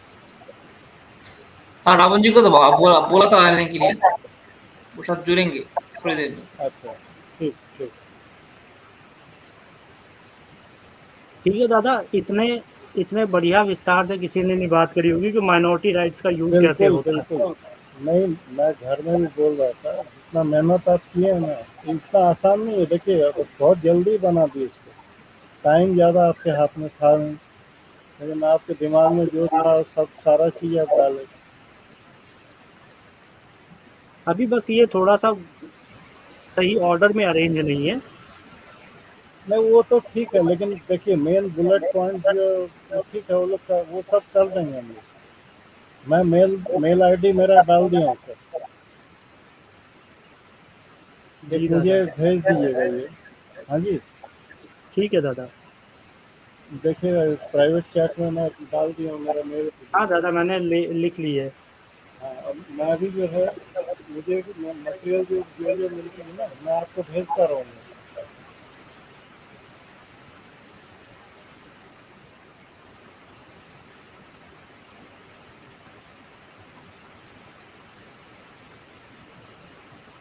मैं हाँ, यहाँ पे मेल डाल देता हूँ, मैं आपको बाद में भेज दूंगा। और नहीं, अब अब यहाँ पे मुझे मेल करने से आपका तो ऑटोमेटिक आईडी आ जाएगा। हाँ हाँ, फिर जो है माइनॉरिटी राइट्स आपको बता ही दिया मैंने हाँ, कि लिबरल, इंडिया को हाँ, छोड़ के माइनॉरिटी राइट। इंडिया को किसी छोड़ को के बाकी सब जगह माइनॉरिटी के हर एक बंदे के पास अपना एक प्लेनेट है, अपना एक सोलर सिस्टम है, अपनी एक यूनिवर्स रखी हुई है उसने। इंडिया में बस किसी के पास कुछ नहीं है। स्पेशल क्लास सिटीजन बोलता हूँ। लिबरलिज्म सबको ही मालूम है, लिबरांडो पैदा कर रहे हैं ये जो है इनका, ये भी एक टूल है। फिनेंशियल इंस्टीट्यूशंस, ये सब उन्हीं का गाना गा रहे होते हैं। वर्ल्ड इकोनॉमिक फोरम से लेके वर्ल्ड बैंक, आईएमएफ, ठीक है, टॉप प्राइवेट एंड फिनेंशियल और financial fintech, financial research organisation, ठीक है, ये सब जो है फिनेंशियल इंस्टीट्यूशंस है, जो ये भी छोटे देशों को या ऐसा देश जो जिसका पोटेंशियल ग्रो करने का सबसे ज़्यादा होगा, तो जो ऑलरेडी ग्रो डेवलप्ड कंट्रीज होंगे वो उसका पोटेंशियल खत्म करेंगे। ये भी इनका एक टूल है, फिनेंशियल इंस्टीट्यूशंस। कम्युनिकेशन चैनल्स, ठीक है, ये सब जो है इनका एजेंडा चलाने के लिए, दुनिया की परसेप्शन बदलने के लिए, परसेप्शन या उनकी सोच लोगों के अंदर इनकलकेट करने के लिए। टेक्नोलॉजी टेक्नोलॉजी का बहुत बढ़िया यूज़ करते हैं। इनकी जो वो होती हैं एल्गोरिदम्स होती हैं, ठीक है, हिडन कोडिंग कह लो या एल्गो कह लो, उनके जो डिवाइसेस होते हैं, डिवाइसेस के अंदर भी कई चीज़ें ऐसी डाल दी जाती हैं जो कि डेटा फैच करती रहे और भेजती रहे। एग्जांपल के लिए सीसीटीवी जो है एच के विजन के, ये यही काम करते हैं, डेटा चाइना भेजते हैं सर्वर्स पे। टेक्नोलॉजी में साइबर अटैक्स भी आ गया, हाँ, जिससे नहीं डेटा इकट्ठा देखिए, करते हैं। आपके अभी जो छोटा सा कोई मशीन खरीदोगे ना, उसमें बग प्लांट किया हुआ रहता है। हम्म ये भी एक सिस्टम है। मतलब आप कोई डिवाइस खरीद रहे हो, इलेक्ट्रॉनिक हो, इलेक्ट्रिकल हो, जो भी हो, तो उसमें बग है, तो कुछ देर तक वो अपना सिग्नल भेजता रहेगा। जी, या ये भी है कि बहुत सिंपल सी चीज़ है। आपका कोई ऐप है, वो आपसे परमिशन मांग लेता है ये कैमरा तो है की, ही। फ़ोन, ठीक है, मोबाइल फ़ोन तो बहुत ही वल्नरेबल चीज़ है। पता नहीं किस टाइम वो आपका जो है कैमरा ऑन करके, आपका माइक ऑन करके आपकी बातें सुन ले, बातें तो आपके सुनते ही मैसेजेस चेंज करने की तक की परमिशन मांगता है। जी, जी।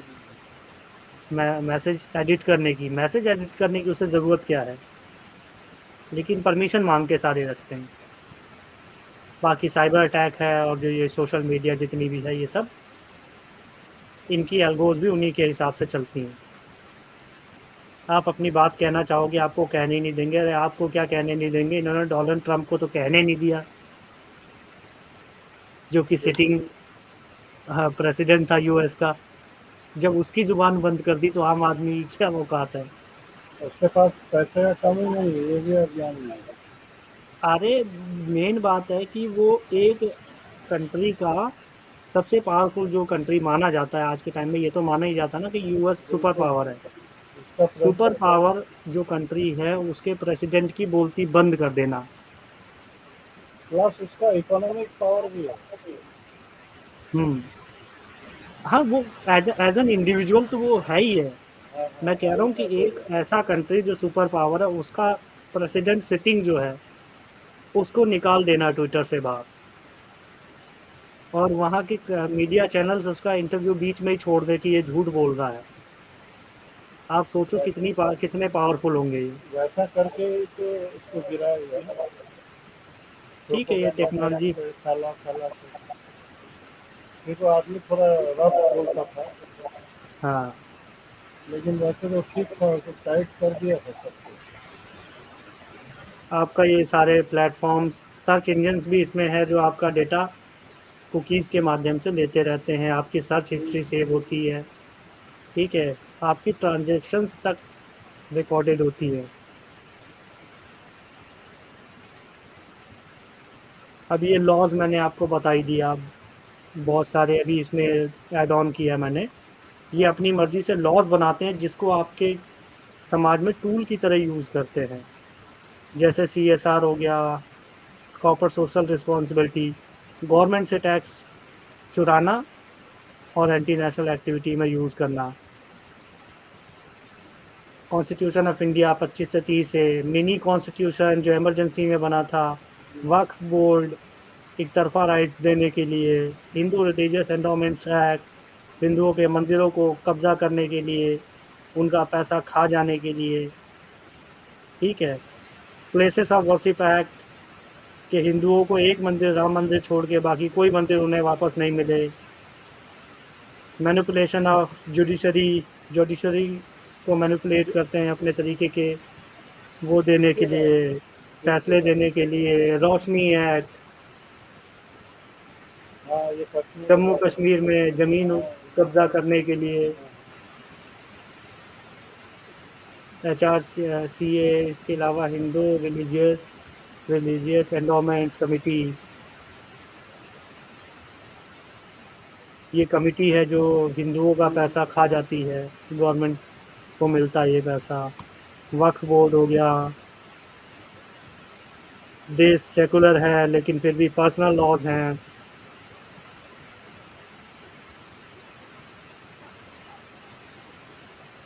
ठीक है,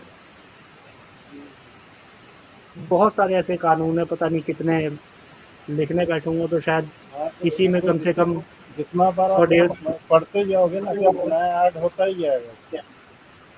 हाँ, अब आप ये देख लो कि अ, एक स्टेट को स्पेशल स्टेटस दे देना, 35A 35C है ना, क्या था वो, आर्टिकल 370 के साथ 35A था, ठीक है। तो हट गया है। 35A हटा तो नहीं है अभी, हटा नहीं है, निष्क्रिय हो गया है। मैं उदाहरण हाँ, तो दे ही निष्क्रिय रहा हूँ। 370 मैं 35 बताइए तो ऑटो। यही था। हाँ, वो तो मैं तीन सौ जानता हूँ, सत्तर निष्क्रिय हुआ उसी के चलते ना। 370 जब निष्क्रिय किया गया तो ऑटोमेटिकली उसका फोर्स खत्म हो गया। आर्टिकल 370 खत्म नहीं हो सकता ना, ये बस निष्क्रिय हो सकता है, वही पावर तो मैं खत्म बोल कर रहा दी। हूँ, हाँ, पावर एब्रोगेशन, खत्म कर दी। इसका लीगल टर्मिनोलॉजी है एब्रोगेशन। और भी बहुत सारे वो हैं, कानून हैं, वो मैं जैसे भूल आपको कर वहाँ निकाल परिवार तोड़ने निकाला वाले था। मैंने आपको बता ही दिए, हाँ हाँ, मैं भूल कर निकाला दहेज था। वाला, और फिर आपका महिलाओं को एक्सेसिव राइट्स दिए कि महिला ने कोई भी आरोप लगा दिया अरे अंदर। वो आईपीसी का फिर नया जो, देखिए, एक एक कॉल ऑफ एक्शन पे 3 जगह केस फाइल कर सकते हैं। डोमेस्टिक वायलेंस 498 है, प्लस आपका नॉर्मल जो है। हाँ, डोमेस्टिक वायलेंस एक्ट, अभी ये तो ये भी कह रहे थे ना डबल डबल बेनिफिट है सबको। कि आपकी वाइफ अगर घर में बैठी है किसी और आदमी को लेके कमरा बंद आप करके, कुछ तो बोल तुम नहीं खटखटा पाओगे, नहीं ये सकते, उन्हीं का दिया हुआ है ना, हमारे सीबीआई साहब का। ठीक है। फिर इसके अलावा और ये कंसेंट भी लेने को कह रहे थे क्या? वाइफ से कंसेंट लेनी पड़ेगी बिफोर डूइंग सेक्स? वो तो है ही। तो वो क्या तो फिर हर रोज आदमी को करना है? मान लो कुछ मैराइटल रेप, उसको इन लोग नाम दिए मैराइटल रेप। Marital rape. अब ये क्या करेंगे? हर एक के कमरे में, क्या हर एक के रूम में 2 पुलिस वाले बिठाएंगे? नहीं, पाँव पकड़ना होगा। नहीं, कैसे मालूम चलेगा? प्रूव कैसे करेंगे ये अरे तो कि कंसेंट? कंप्लेन के लिए क्या प्रूफ चाहिए? वहाँ तो फिर इन लोग ढीला कर दिया ना, फिक्स प्रूफ तो है नहीं, कोई प्रूफ का जरूरत नहीं है। अरे वहाँ पे वो भाई, कोई वहाँ पे विटनेस भी तो नहीं है ना। रूम के अंदर विटनेस होगा ही नहीं, यही तो डिफेंस हम लोग दे रहे हैं कि घर के अंदर कोई मार रहा है हस्बैंड या कुछ कर रहा है, गलत कर रहा है, तो नेचुरली समझ लेंगे कि लेडी के फेवर में ही हो जाएगा, क्योंकि कोई दिखा के थोड़ी करेगा। नहीं, इनका अब तर्क नहीं, इनका तर्क यही है। देखिए, तो हमारा कानून तर्क ये है, बनाने मान लो अब एक आदमी को अपनी वाइफ से सेक्स करना है दिन में तो 2 कर बार, तो वो दिन पकड़ो। में 2 बार कोर्ट जाएगा एफिडेविट लेके, हाँ, या एनओसी लगवाएगा वहाँ? इसका तो कोई मतलब उत्तर ही नहीं है। अब ये चीज़ है। भाई मान लो एक आदमी को 2 बार सेक्स करना, तो वो हर रोज दिन में 2 बार कोर्ट जाएगा और एनओसी लगवा के आएगा, वाइफ को साथ में ले जाके। तो वाइफ नहीं जाएगी ना। तो एनओसी कैसे लगेगी? मनुष्य का जरूरत नहीं है, मतलब वो रास्ता खोल कर छोड़ दिया कि वाइफ जाके कंप्लेन करे, जब उसका इच्छा हो कंप्लेन करे, नहीं, तो जब पूरा उसका मन प्रावधान भर बनाए जाए। ना कि भाई जो जो भी 30 करोड़ या 40 करोड़ 50 करोड़ जो शादीशुदा लोग हैं, वो अगर उनको करना है सेक्स, तो भाई कोर्ट जाओ, वहां से जो है एनओसी वहां दे के आओ। क्या आज वाइफ एनओसी देगी कि हाँ, देखिए, ये you can do sex lady now. वैसा कानून नहीं बना है। कानून ऐसा बना है कि लेडी जाके कंप्लेन करेगी कि मुझे मेरे इच्छा के विरुद्ध जो है मेरे ऊपर ये सब किया जा रहा है, तो मुझे प्रोटेक्शन चाहिए।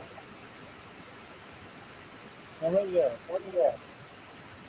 वो तो ठीक है, मैं बात बस आपकी वहीं समझ तक गया। है, वहीं तक है। अब वो बाकी चीज़ कुछ नहीं है। अब लाख सर पटकते रहे, कुछ नहीं होने वाला। लेडी जो बोलेगी वही होगा। आजकल लोग ये लोग जो है लिखने लगे हैं बहुत, कोर्ट में भी बोलने लगे हैं कि ये मिसयूज बहुत ज़्यादा हो रहा है, कुछ कीजिए आप लोग। कहीं कहीं कर भी रहे हैं, ऐसी बात नहीं है, लेकिन अभी तक उतना कुछ तो अगर अगर ये बायस्ड कानून है और इन्होंने जजों नहीं। ने जैसे बना मैं दिए हैं, तो बताऊँ भाई आपको, 498 पहले लगता था ना आईसीसी का, उसमें बेल हम्म, नहीं मिलता था। आजकल जल्दी बेल मिल जाता है, क्योंकि जज लोग भी समझ गए लोअर कोर्ट के कि जेनुइन केस तो जाता नहीं है। देखिए, मैं अपने एक्सपीरियंस से बता रहा हूँ, जेनुइन कोई मार खाती है ना, वो परिवार के मतलब इज्जत बचाने के चलते नहीं जाती है। जा, जाते कौन है जो मतलब कुछ निकालना चाह रहे हैं, एडवांटेज लेना चाह रहे हैं। समझिए बात आप, जी वाइफ कहीं दादा, वो तो घूम रही है, ठीक है। कुछ उल्टा सीधा कर रही है। हाँ, हाँ जी। अगर औरत पीट देती है आदमी को डोमेस्टिक वायलेंस में, हम्म। तो तो तो उस तो ऐसा केस भी मैं देखा हूँ कि वाइफ जो है जूता लेकर के मार रही है हस्बैंड को, ये भी देखा हूँ। तो तो उसके हस्बैंड लिए कोई कंप्लेन करने प्रावधान से बनाया हुआ है? कोई जैसे प्रावधान डोमेस्टिक, नहीं, नहीं है प्रावधान, नहीं तो है। फिर जज को बोल दिया जाए भाई, ये ये वन औरत साइड ना मार सके, औरतों के हाथ कटवा दो। है। है, मतलब सारी हम लोग औरतों के हाथ कटवा ऐसे ही दो। डिस्कस कर रहे हैं, लेकिन कानून में प्रावधान नहीं है ना इसका अभी तक। तो टूंडा कानून लेके क्या करेंगे हम? वही तो है। लोग कहते हैं कानून के हाथ लंबे, मैं तो कह रहा हूँ टूंडा है साला। लंबे नहीं, लंबे नहीं, वो जगन्नाथ जी बन गया।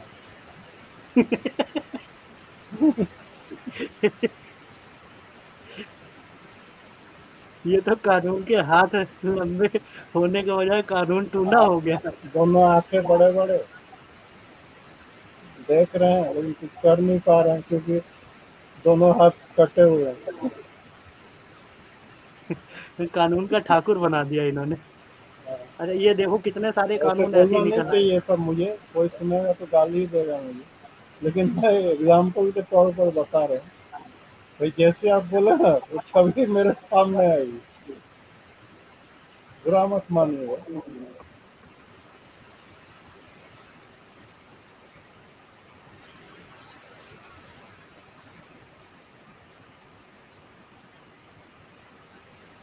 नहीं, मुझे लगा हो सकता है भाई जो है मैरिटल रेप में ये सजेस्ट करें कि भाई हर एक आदमी के जो है बेडरूम में 2 पुलिस वाले बिठा दो। शुक्र करो ये बीच में लिटा नहीं देते हैं, नहीं तो इनका बस चले तो ये आदमी के घर में जो है आदमी औरत के बीच में पुलिस वाले लिटा दें। बिल्कुल।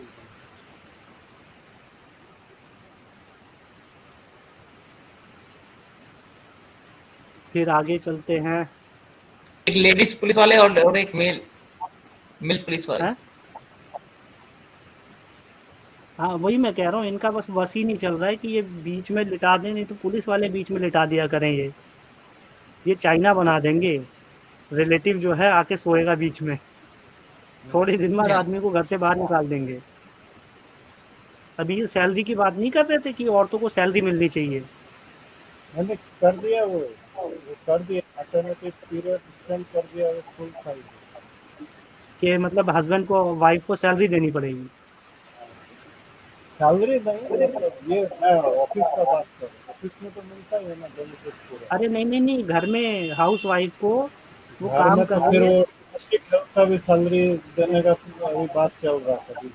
हाँ, अभी चली थी बात कि वो उसको सैलरी मिलनी चाहिए। कल को हाँ, ये जो बोल देंगे जो ज़्यादा सैलरी देगा उसके साथ रहेगी औरत।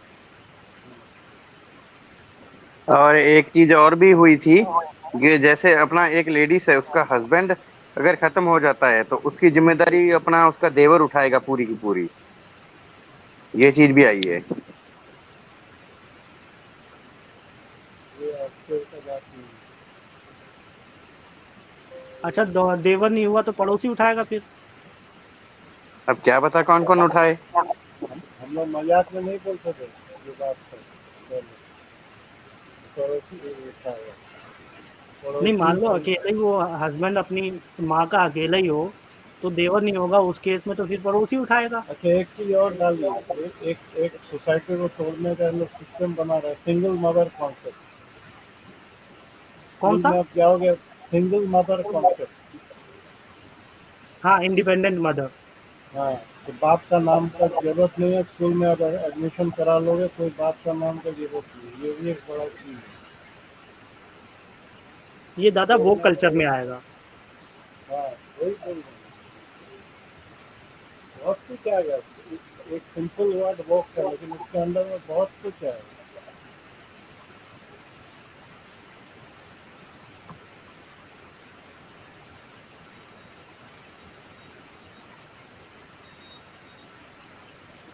ये इसका बैकग्राउंड दादा मालूम है क्या है?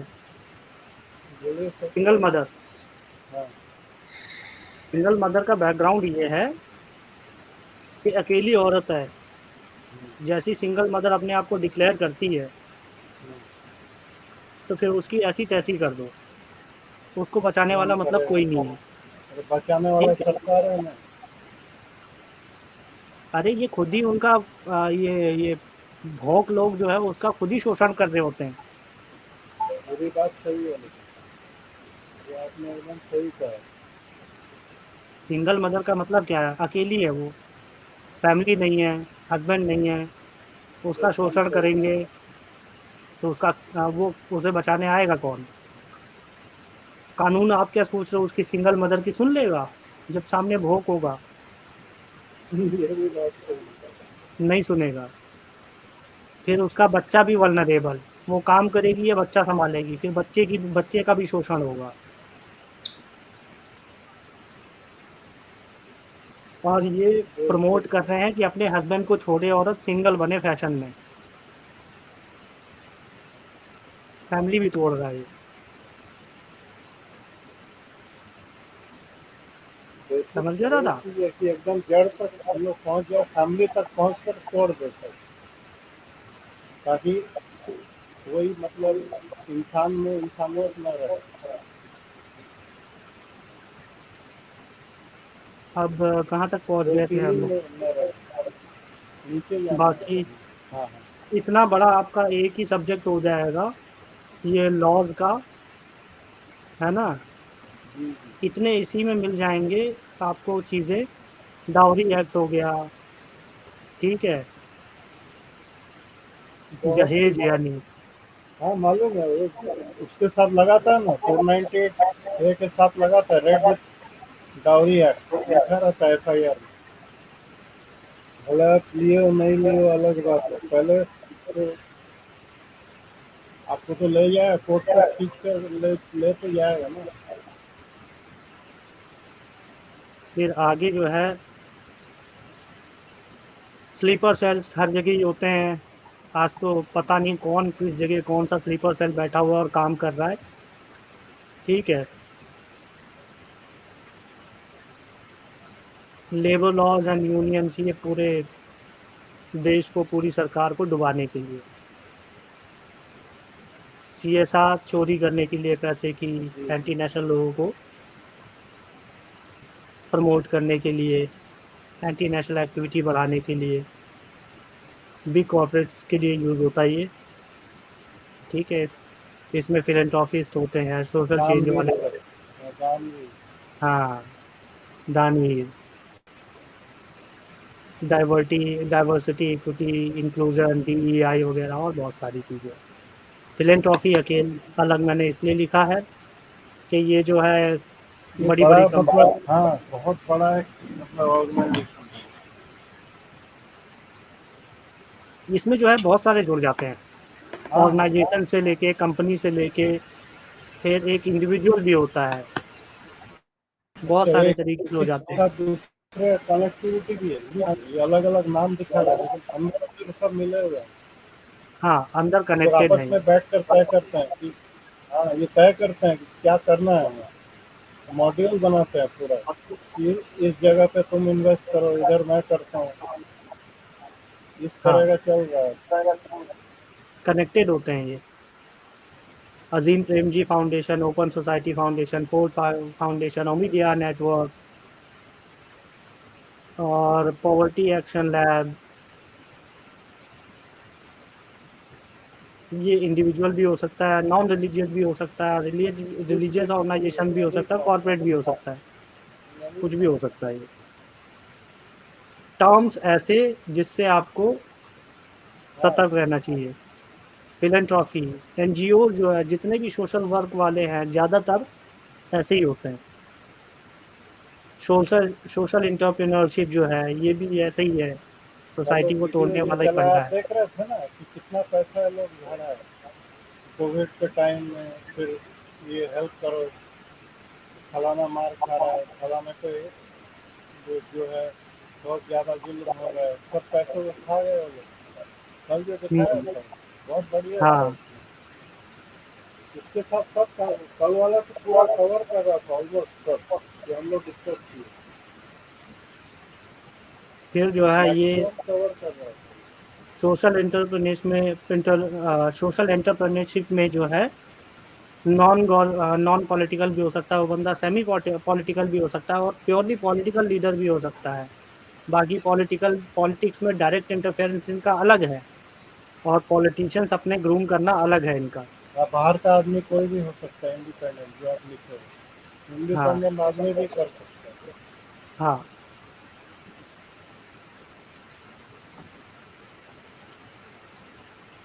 मैं दे दिया आप इंडिपेंडेंट, हाँ ठीक है ठीक है। ठीक है। इसके अलावा सोशल चेंज, कल्चरल चेंज, जितने भी ये थीम्स हैं ये सारे आपकी सोसाइटी को हार्म करने वाले हैं। ये मीडिया वाला है। ठीक है। फ्री मीडिया वाला फंडा जो ह्यूमन चलाते हैं, राइट्स वाला, ह्यूमन राइट्स, माइनॉरिटी राइट्स, ये सब जितने भी फंडे हैं आपका, इन सब चीज़ों से आपको सतर्क हो जाना चाहिए जब इसकी बात कोई करता है तो। तेजवीर भाई कुछ और बताओगे आप, क्या दादा? और कुछ बताओगे आप, कोई आइडिया आ रहा है दिमाग में कि हम लोग डाल नहीं, सकते आइडिया देखिए जो अपना ये बोल रहे हैं पीके भाई, तो ये अपना सही चल रहा है ना सारा? हैं? नहीं यदि कोई और चीज छूट गया तो बताइए आप। नहीं नहीं, पूरी अपना पूरी कवर है इसमें सारी।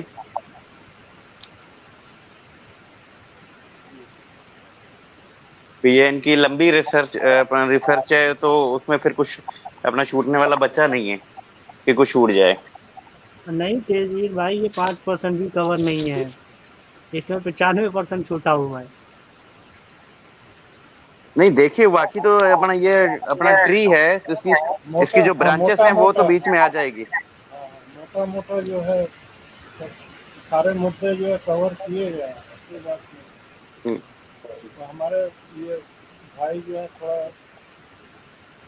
अपना तारीफ करना नहीं चाहते, सुनना भी नहीं चाहते, लेकिन मेहनत करके बनाए, कीमत अप्रिशिएट है।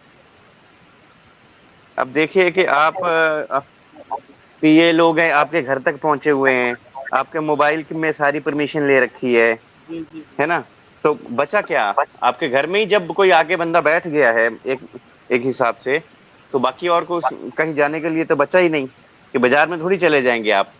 जब आपके घर आप में बंदा बैठ गया है, तो बाकी तो कोई खुद ही जरूरत कह है ही रहे नहीं। बैंकिंग ट्रांजैक्शन है, जो मैसेज भेजे गए सब हम्म। चीज जो रिकॉर्ड हो रहा है या देख रहे थे। अब आश्चर्य एक का बात। एग्जाम्पल लेते हैं। देखिए कि पहले क्या होता था कि अपना जो इकोनॉमी होती थी, सोना चांदी के बेस के ऊपर जी जी होती थी। ठीक है, आज मैंने मान के चलो भी अपना किसी ने मेरे को झूठे ही क्राइम में फंसा दिया। अब मेरे को चलो ठीक है कि अपना घर तो मैं छोड़ देता हूँ, तो अपना अगर मेरे पास सोना चांदी होता, तो सोना चांदी किसी भी देश में अपना चल जाता है ना? जी जी जी। तो अपना उसको मैं चला सकता था। अभी है मेरे पास यूपीआई और बैंक, बैंक मेरा सीज कर दिया, तो मैं कहाँ जाऊंगा? कहीं नहीं जा करता ही है सकता। चीज। तो अरे ये सबसे पहले बैंक का पूरा अकाउंट सीज कर देता है। बहुत तो पेंशन मैं एकदम संकुल भी बहुत डाल दिया। बढ़िया, बहुत बढ़िया पॉइंट बोले आप, मैं बहुत भाग ही नहीं बढ़िया सकता पॉइंट ना इस बोले। चीज में। सबसे पहले बैंक अकाउंट आपका सील कर देगा पूरा। कहाँ मांगोगे पैसा? अगर मैं भाग भी गया हूँ, तो मैं कहीं कहीं अपना बस की टिकट निकालता हूँ यूपीआई के माध्यम से, जहाँ अपना नेट बैंकिंग पूरा के माध्यम से, तो सीधा ट्रेस हो डिसेबल कर जाएगा। देगा, पूरा पूरा सिस्टम आपका जी, डिसेबल कर देगा।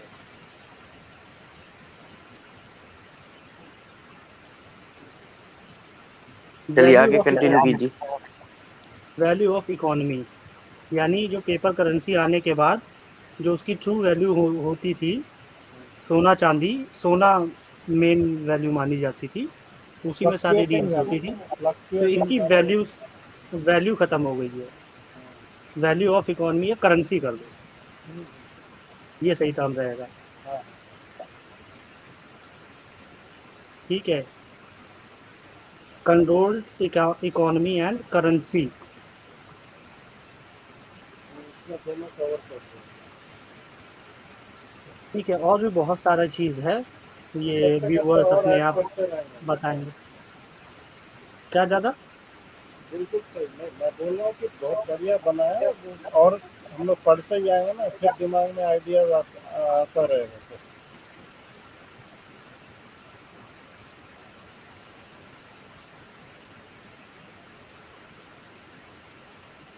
ये कल सजेशंस आए थे कुछ।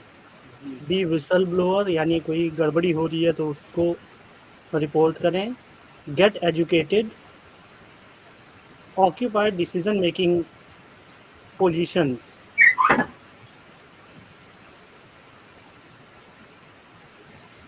B self dependent as a country and individual.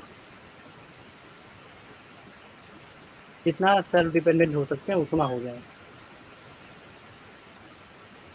Gate educated, be informed, same repeat हो गया, कोई बात नहीं। And do best to be the change, जी। कल आए थे ये।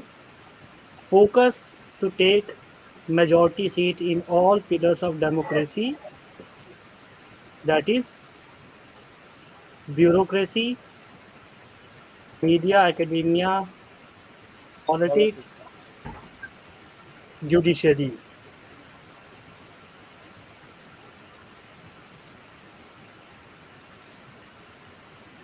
ठीक है दादा, हो गया कवर। बिल्कुल बिल्कुल बिल्कुल।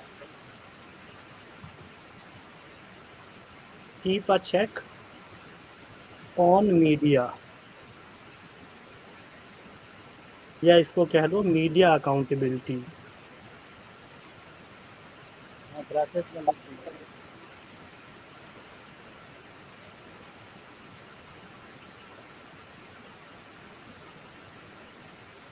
Expose anti nationals, make a network with Indian origin, ये मैंने डाला था Indian origin, US national to identify the future threats for India, क्योंकि ब्लूप्रिंट वहाँ बनता है, तो वहाँ जो यूएस नेशनल्स हैं वो यहाँ पे आने वाले खतरों का हमें वो हिंट दे सकते हैं कि वहाँ क्या चल रहा है, उससे हम समझ जाएंगे कि फ्यूचर में क्या खतरे आने वाले हैं। Hindu unity if possible, all the panths of Sanatan, इसमें सारे आ जाते हैं। ठीक है, पंथ्स ऑफ सनातन में आपका Sikhism, possible through Buddhism, Jainism, Hindu unity is possible through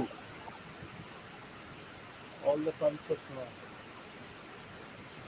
possible के बाद पॉसिबल पंथ, पंथ मैं बोल रहा हूँ उसको थ्रू, हिंदी में। वही मैं बोल रहा हूँ, थ्रू ऑल द सेक्ट्स और कॉन्सेप्ट।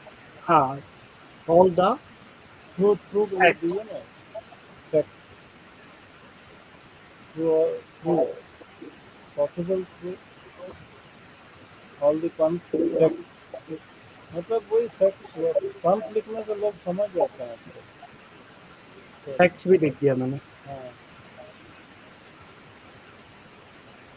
दूसरा जो है रिस्टोर टेम्पल्स एंड ब्रैकेट हटा दिए ना इसको, रिस्टोर ये तो बाय इटसेल्फ एक इम्पोर्टेंट चीज है in society, temples in and society. Cow, हाँ, इन इट्स ओरिजिनल फॉर्म।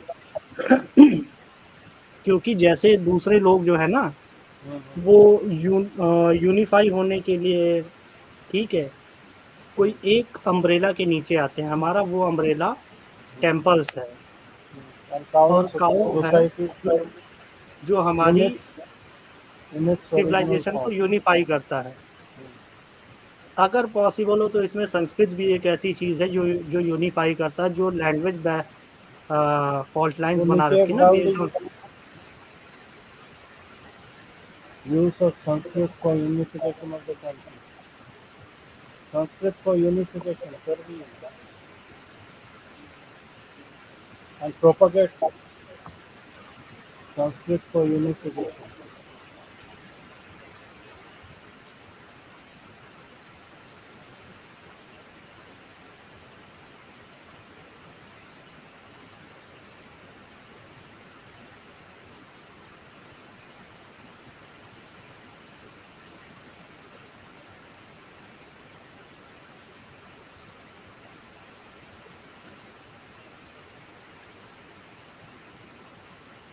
ये टेम्पल्स एंड काउ को सोसाइटी में रिस्टोर करना इनकी ओरिजिनल फॉर्म में। रिस्टोर कर दिए ना वो यहाँ। हाँ, restore temple cow and Sanskrit, यहाँ कॉमा मार दिए ना, दो दो एंड आ गया, एक टेम्पल्स के बाद एक कॉमा मार दीजिए ना, एक एंड हटा दीजिए। क्या चीज हटाना? एक एंड हटा दीजिए, दो दो एंड आ गया, बस हो गया। इसको इसकी ओरिजिनल फॉर्म में, क्योंकि मंदिर जो है सोसाइटी का पूरा जो है सेंटर स्टेज पे होता था, हाँ, सेंट्रल हाँ, स्टेज पे होता था, और ये जो है इसके बाद एक सारे फुल स्टॉप। हमारे सोशल एक्टिविटीज जितनी भी होती थी ये सब इसके आसपास ही होती थी, इसके इर्द गिर्द ही होती थी ओरिजिनल सारा। फॉर्म के बाद एक फुल स्टॉप मार दीजिए, नया सेंटेंस बना दीजिए जिसको कैपिटल टी कर दीजिए, फुल स्टॉप कीजिए, कॉमा है ये। हाँ, दिस विल दिस का टी कैपिटल कर दीजिए, अब इससे यही होगा। दिस दिस विल विल री एस्टैब्लिश आयुर्वेदा, काउ से आयुर्वेदा, हेल्दी एग्रीकल्चर हो जाएगा उसमें, वैदिक एजुकेशन।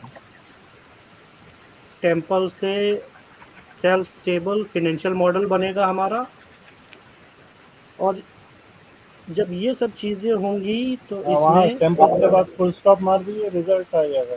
रिजल्ट वही है, मॉरल सोसाइटी। सर एक पॉइंट और ऐड कर सकते हैं। बिल्कुल ठीक है, बताइए बताइए। हाँ, कि involvement of everyone in festivals. हाँ ठीक है, इसमें कल्चर और आपका cultural and festivals. Social socio cultural इसमें इन्फ्लुएंस बड़ा रहेगा, मतलब binding force to act as festivals. Socio cultural binding एक और फोर्स। चीज़ अभी बोली थी आपने, हाँ, वैदिक एजुकेशन, हाँ, ठीक है। स्प्रेडिंग वैदिक एजुकेशन, हाँ। वैदिक एजुकेशन,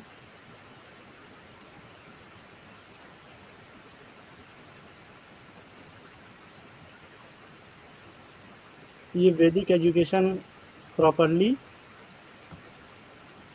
स्ट्रक्चर्ड। साइंस साइंस से रिलेटेड हो गई, एज वेल एज धार्मिक एजुकेशन।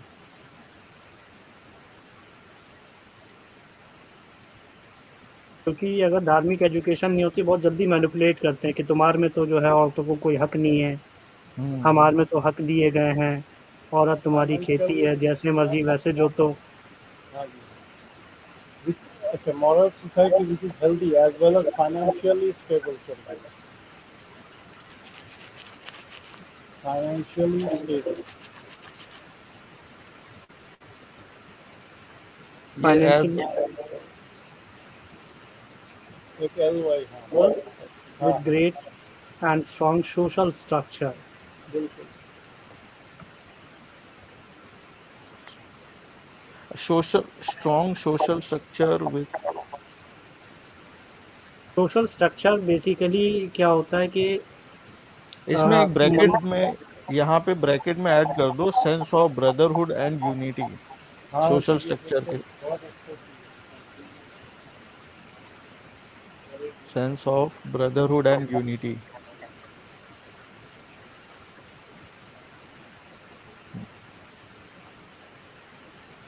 इससे क्या सोशल स्ट्रक्चर डिफाइन हो जाता है।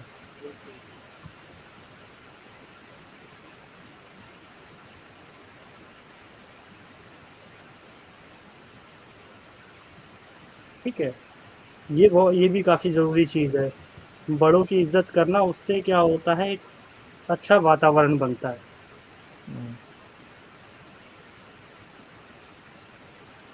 तो थोड़ा एडिट कर दो, यहाँ सेंस ऑफ ब्रदरहुड एंड हटा दो, unity and respect for elders, ये एंड हटा के। हाँ,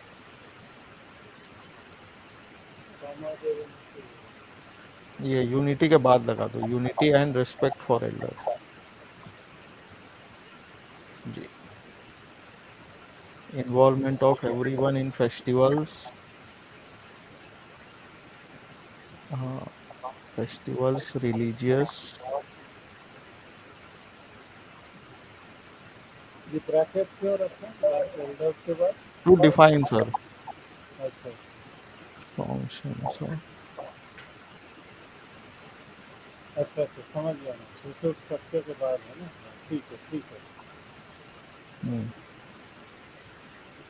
इससे क्या है कि जैसे अगर स्ट्रॉन्ग सोशल स्ट्रक्चर है तो उसमें होगा क्या, तो इसमें सेंस ऑफ हाँ ब्रदरहुड हाँ, समझ यूनिटी। गया मैं, जी जी।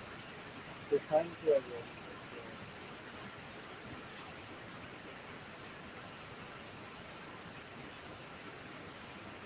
ठीक है। यही होना था ना, हेल्दी बॉन्ड। अगर फेस्टिवल साथ में मनाएँगे सारे, तो एक हेल्दी बॉन्ड बनेगा।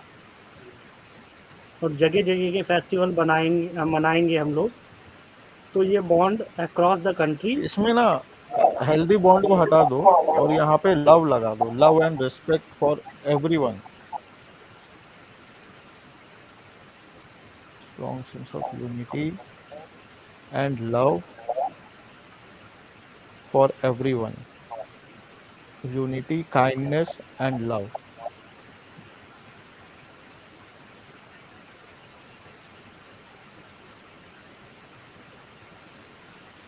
काइंडनेस, काइंडनेस रख दो यहाँ पे, रिस्पेक्ट हटा दो, काइंडनेस।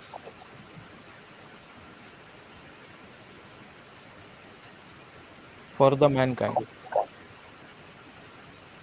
और ह्यूमैनिटी कर दिए। ह्यूमैनिटी दादा जब वर्ल्ड लेवल पे इसको कर दोगे तब आएगी। अरे अभी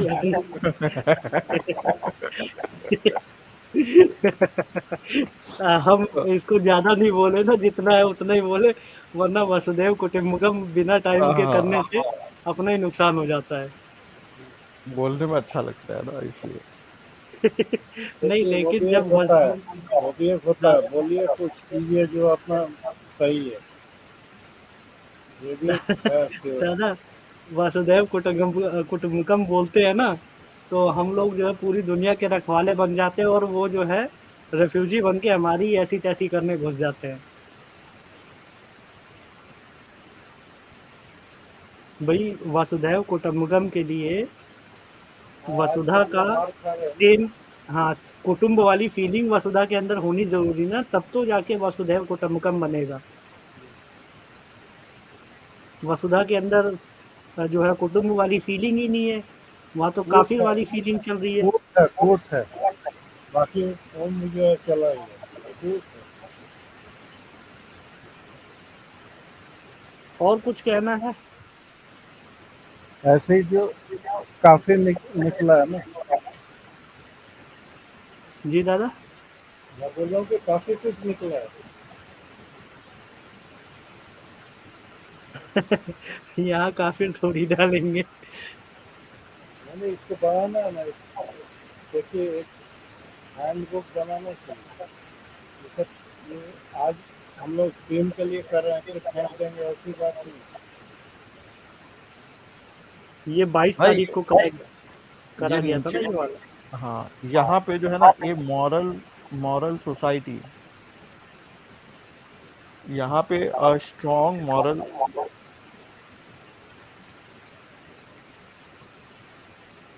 कहाँ पे? स्ट्रॉन्ग करो, ये जो ऊपर है ना, अ मॉरल सोसाइटी, अ ये strong moral society. Line number 5 from back हाँ, ये रिजल्ट।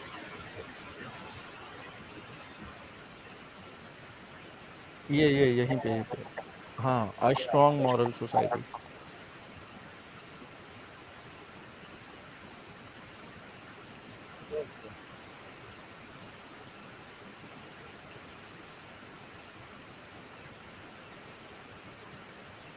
अब आप ये देख लीजिए, कितनी हाँ सी बोलिए। चीज से, है ना, कितनी सारी चीजें सॉल्व हो रही है हमारी। हाँ और इसके अलावा बस फेस्टिवल्स जो हमारे अक्रॉस मनाए जाते हैं वो और जोड़ लो, तो कितनी चीजें हल हो जाती हैं। अरे पूरा इकोनॉमिक वो बन जाता है स्ट्रक्चर फेस्टिवल फेस्टिवल से। के इस साथ इकोनॉमी जुड़ा हुआ है। हम्म। भाई फेस्टिवल्स में खर्चा होता था लोगों का, वो खर्चा तो होता था, लेकिन दूसरे लोग कम से कम उसमें बेनिफिट हो जाता था ना वो। और बिल्कुल दूसरी बिल्कुल। चीज जो है सेल्फ सस्टेनिंग में, जब मैंने बोला था ना, तो सेल्फ सस्टेनेबिलिटी में जो हमारे लोग कहते हैं अभी खिलौने और ये सब चीज, लाइटें वगैरह चाइना से आती है, क्या जब ये चाइना से लाइटें नहीं आती थी या इतने बढ़िया खिलौने गाँव में नहीं थे बनता तो, था ना सब, गाँव में सब हाँ, बनता था और तो हम वो बढ़िया चीज चीजें दिवा बनता था। अभी भी वो खोज चीजें हम, खोज कर मैं निकालता हूँ वो सब, कहीं जाता हूँ जी, ना गांव के तरफ, कोई भी मतलब देश का कोई भी कोना हो, मैं तो जाता हूँ देखने के लिए कि वहाँ का मतलब हस्तशिल्प क्या है, मतलब कोई बढ़िया वुड वर्क कर रहा हो या पत्थर का काम बढ़िया कर रहा हो, तो देखता हूँ मैं कि बहुत कम लोग जाते हैं। एक तो वो है, दूसरा क्या है ना, ये सब आउटसोर्स करके लोग जो बाहर भेज रहे हैं, बेचारा उसको मिल रहा 10 रुपये और बिक रहा है लोग, यूएस में डॉलर्स में। हम्म, ये एक्सप्लॉटेशन बहुत ज्यादा है। इसका मुझे एक्सेस मिल सकता है राइटिंग करने का, मतलब मैं इसमें। बिल्कुल, क्यों नहीं। हाँ, तो दो ना मेरे को, मैं थोड़ा चेंजेस करना चाहूंगा इसमें। हाँ हाँ, बिल्कुल कीजिए ना।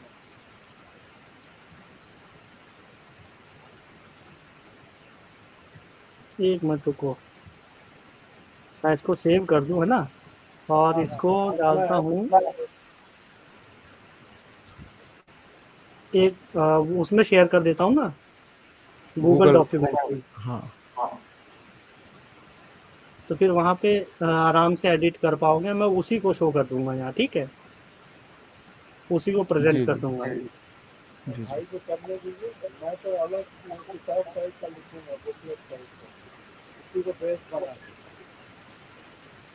अरे मेरे पास बहुत सारे सजेशंस हैं, बहुत सारी हाँ तो चीजें मैं दीजिए ना भाई, प्रैक्टिस। इसीलिए तो आप लोगों को बोला जाता है जी कि जी। आप लोग आइए।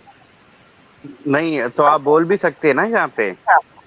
बोल सकते हैं, लेकिन सर थोड़ा क्या है ना, चेंजेस जो है ना वो मैं इंडिविजुअली करूंगा, और उसमें तो आप लोग कीजिए। फिर दीजिए अपने व्यूज, हाँ हाँ है ना। कीजिए ना। क्रिएशन तो जैसे आप मैं राइटिंग स्टार्ट करता हूँ और आप लोग अपने सजेशन देते जाइए, मैं ऐड करता जाऊंगा। ठीक है।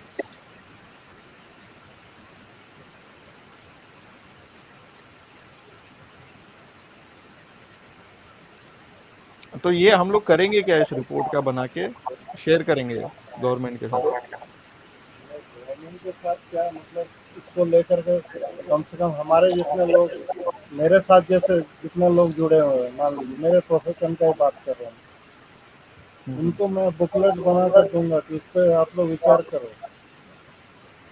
बहुत समझ सही। रहे हैं? या मेरे डॉक्टर फ्रेंड्स हैं, उनको भी दूंगा मैं। जी जी, या कोई इसको इंजीनियर, इंजीनियर का सर्कल हो कुछ, सबको मतलब ये चीज़ पता होना चाहिए। ये क्या है ना, टिट बिट्स में आता है ये सब इन्फॉर्मेशन, आदमी भूल जाता है। फिर कुछ देर के लिए सोचता है हाँ भाई ये तो बहुत ही खतरनाक चीज़ है, इसके बारे में कुछ करना चाहिए, फिर भूल जाता है। मैं चाहता जी हूँ कि जी, एक बुकलेट बना कर दूँ मैं, तो जैसे ही कोई करेक्ट। घटना घटेगी ना, तो उनको लगेगा अरे भाई ये लोग, ये चीज़ तो पहले ही था इसमें, तो मुझे कुछ करना चाहिए तुरंत। ये सिर्फ मतलब अवेयर करने के लिए, अवेयरनेस लेवल को बढ़ाने के लिए। ये हम्म। मेरा मतलब मेरा तरीका, आपका तरीका कुछ अलग हो सकता है। बिल्कुल और सही है यह सर। हम प्रॉब्लम आइडेंटिफाई कर लेते हैं, लेकिन सॉल्यूशन, ऑर्गेनाइज सॉल्यूशन भी देना ढूंढते नहीं चाहिए है। उस। हाँ, हम्म हम लोग चाहते हैं कि गवर्नमेंट कुछ करे, हम्म। तो हर चीज़ तो गवर्नमेंट करेगी नहीं,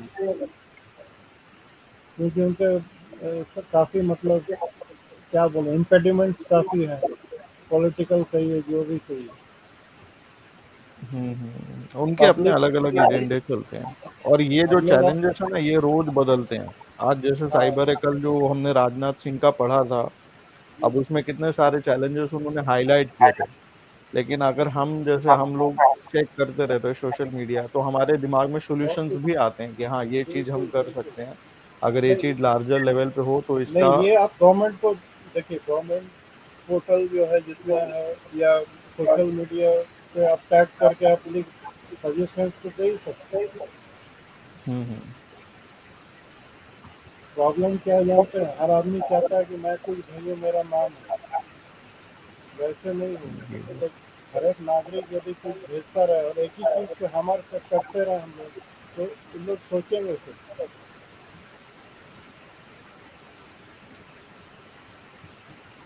मैं तो एडिटिंग के राइट्स दे रहा हूँ, ठीक है। जी जी। अपना मेल आईडी इसमें कमेंट्स में डालो, प्राइवेट में,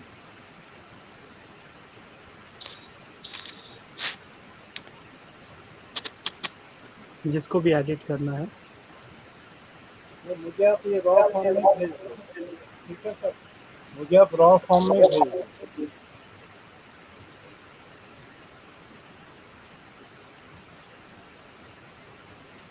ये मैंने उसमें डाल दिए, गूगल ड्राइव में। तो अच्छा, तो मेरे मेल मेल में डाल देना, मैं इतना मतलब होशियार नहीं हूँ।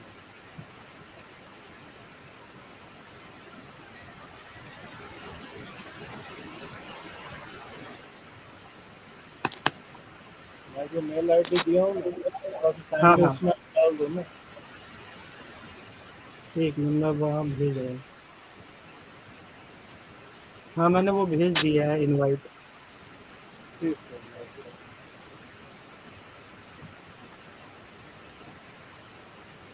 देखिए विधि सर नहीं है तो कोई नहीं आ रहा,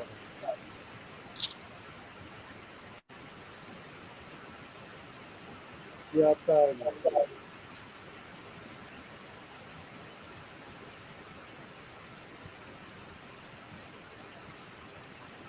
जय भारती सर भी नहीं आए, रावण जी को तो मैं बोला कि आप आइए कम से कम थोड़ा देर के लिए हो, आइए, वो भी नहीं आया अभी तक।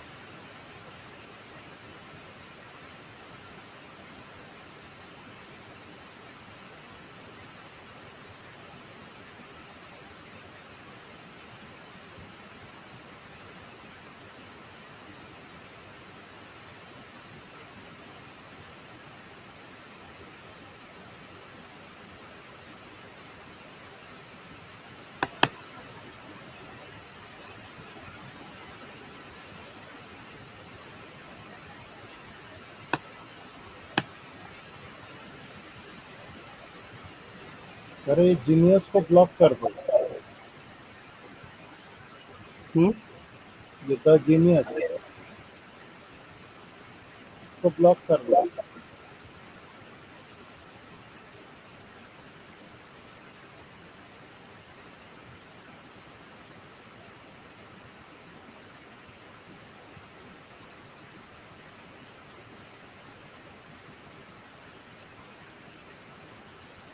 हो गया।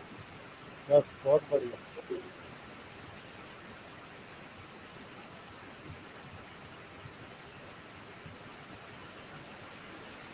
आपने भेजा मुझे? हाँ, इनवाइट भेज दिया मैंने। मेल पे आया नहीं मुझे अभी तक।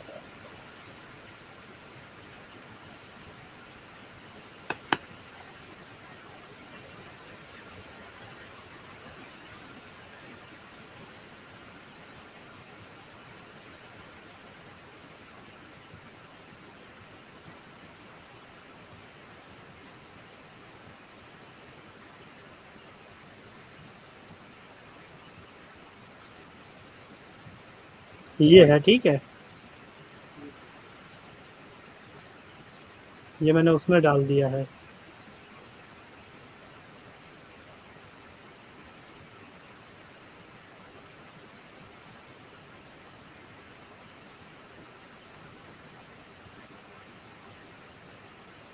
कमेंट्स आ रहे हैं भाई जुडिशरी नहीं पर्सनल ओपिनियन थोप रहे हैं। अरे भाई मैं थोड़ी लॉयर हूँ, मुझे तो जो लगा वो मैंने बोल दिया। मतलब इसके विषय में हम लोग कल डिस्कस किए थे। हाँ नहीं, तो मैं लॉयर नहीं हूँ, मुझे तो जैसा लगेगा मैं बोलूंगा। बिल्कुल बोलिए। किसने बोला? गर्म दल सनातनी हिंदू, भाई तुम आके अपने ओपिनियन दे दो ना, हम वो भी ऐड कर बिल्कुल लेंगे। आइए आइए, कोई दिक्कत नहीं। स्ट्रीम यार्ड का लिंक है, ज्वाइन हो जाओ फटाक से। वहां कमेंट करने से अच्छा है यहाँ अपने ओपिनियन दो। मैं तो जैसे जैसे लॉस समझ में आ रहे हैं भाई वैसे वैसे ओपिनियन दे रहा हूँ अपनी। मैं वकील हाँ होता एडिट, तो मैं केस लड़ इसमें रहा होता।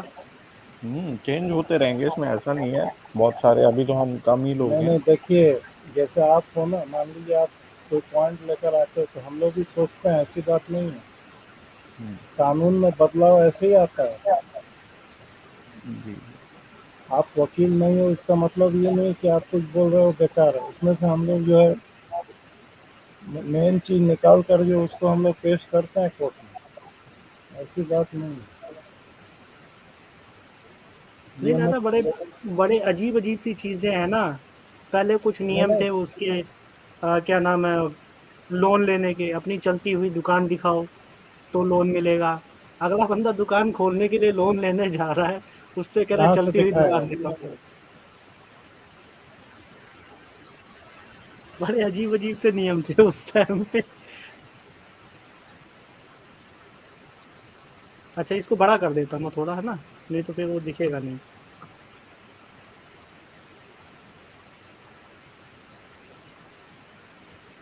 अभी दिख रहा है वैसे?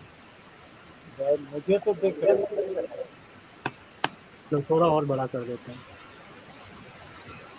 ठीक है, अब देख लो भाई, जिसको और कुछ अपने सजेशंस देने हैं वो ऐड कर सकते हैं इसमें। वो भाई जो कमेंट कर रहे हैं वो जुड़ क्यों नहीं रहे? आ जाओ भैया।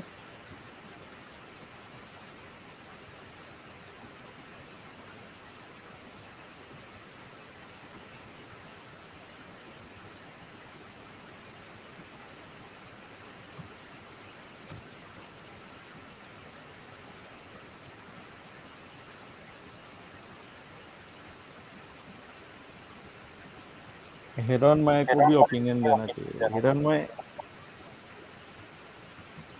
एक चीज देखिए, एक चीज करना चाहिए, जैसे पहले दूरदर्शन था ना, तो एक इंटरनेशनल जैसे बियॉन्ड था, ठीक है, उस हाँ तरह का एक इंटरनेशनल चैनल रहना चाहिए जो इंडिया का खबर कम दे, मतलब इंडिया के विषय में कम बोले, और बाहर का जितना है ना, जो लिब्रांडो सब बैठे हुए हैं, उन लोग को एक्सपोज करें।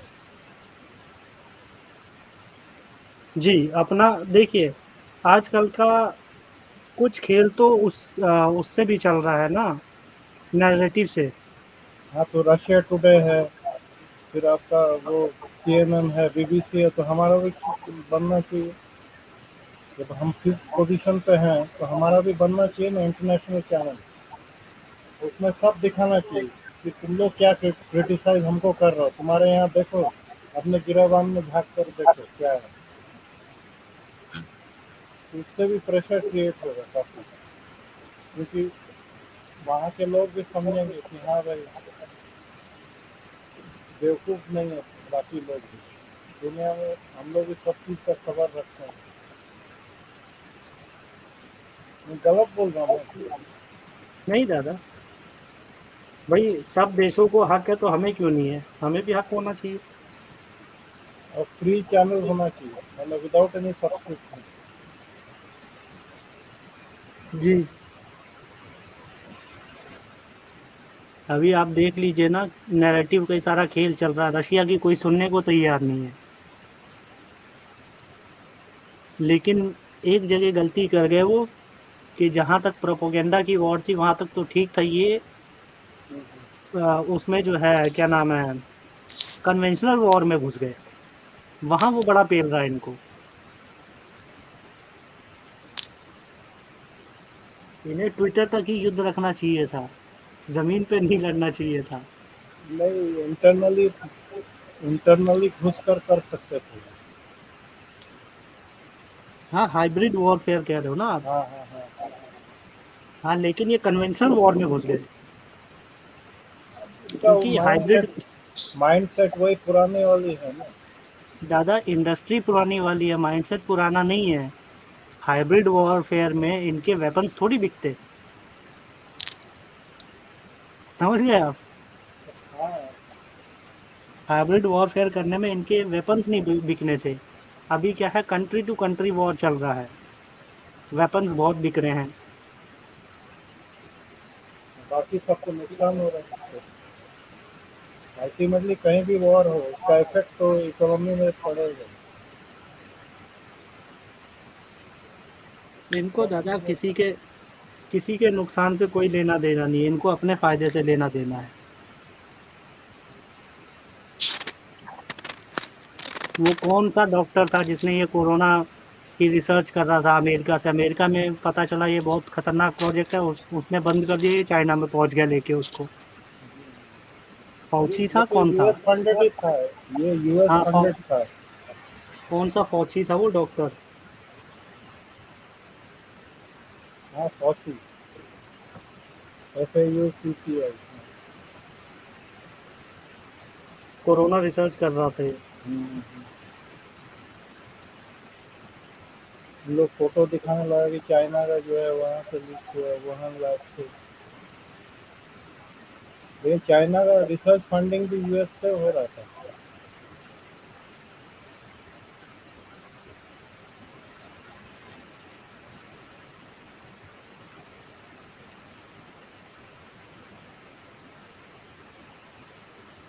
तो हम लोग बुला रहे हैं सबको, कोई जुड़ नहीं रहा। हिरोन में बोलो भैया।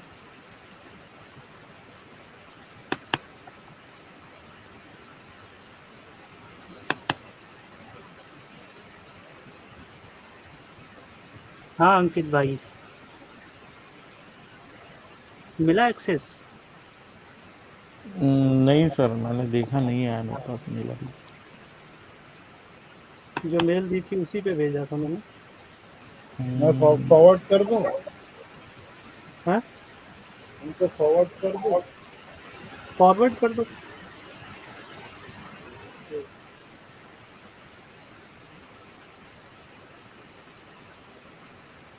हाँ, करंट सेक्स टू इंडिया, हाँ मिल गया। मिल गया ना, मिल गया यार, स्क्रीन शेयर कर सकता हूँ मैं अपनी? हाँ, स्क्रीन शेयर करी हुई है, एडिट करो उसको। अच्छा ठीक है।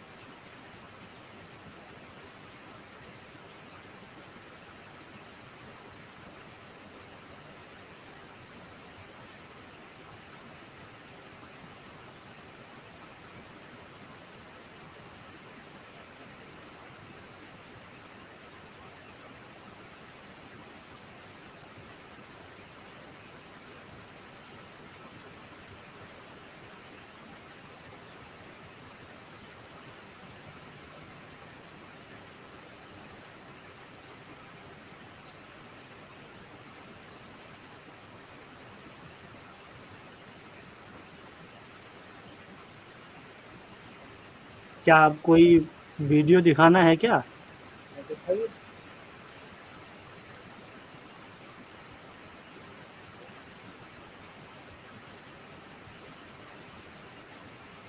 पार्ट 2 दिखा देता हूँ, पार्ट 1 दिखा देता हूँ, पार्ट 2 बाद में दिखा दूँगा।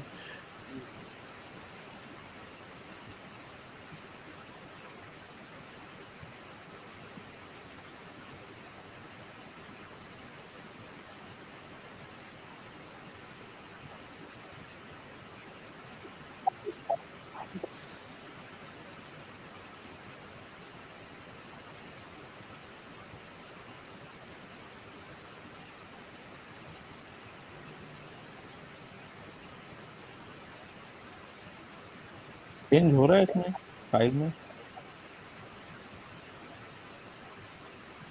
किस जगह पे चेंज करा है?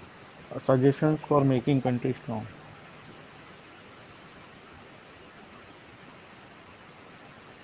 हाँ, प्रोफेशनली फोकस पे हो अभी।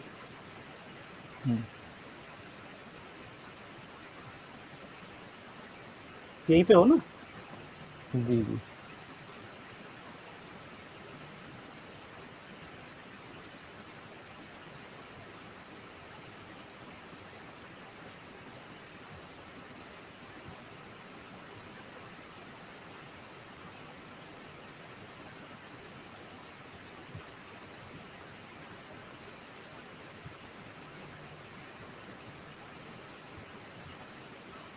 ये देखो ऑनलाइन दिखा देता हूँ, नहीं लोगों को लगेगा कि हम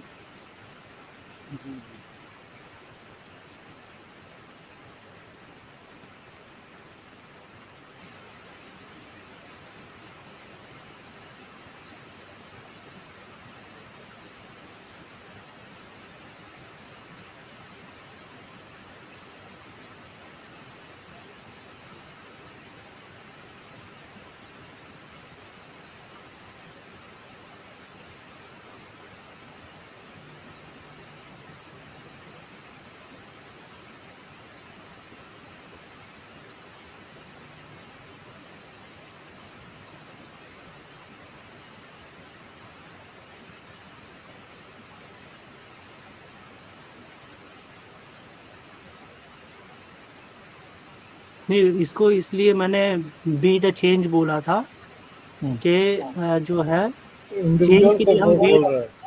हाँ वेट करते हैं हम कि हाँ, दूसरा कोई चेंज इंडिविजुअल करेगा, को, यू उसके बी द बजाय change, be the change. Be the change yourself.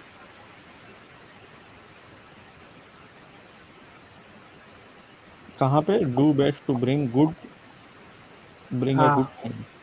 stay well informed and be the be change the rather than change. looking for अच्छा, someone else to. someone else someone else too, I will bring change.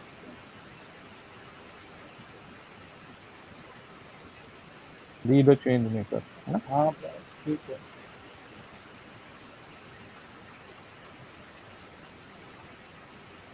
अगर हर कोई थोड़ा सा independent होके अपनी अपनी तरफ से कोशिश करेगा ना, तो बहुत कुछ होगा। और फिर एज अ ग्रुप जब हम काम करेंगे तो और भी बढ़िया होगा।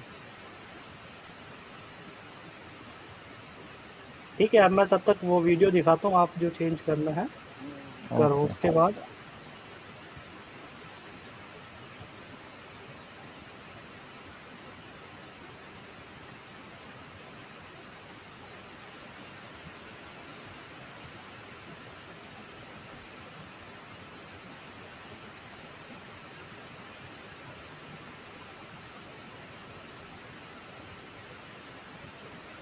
As per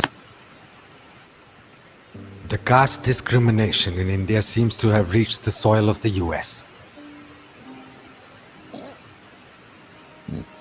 As per a report by Equality Lab, the Indians are accused of carrying out caste discrimination in the US as well.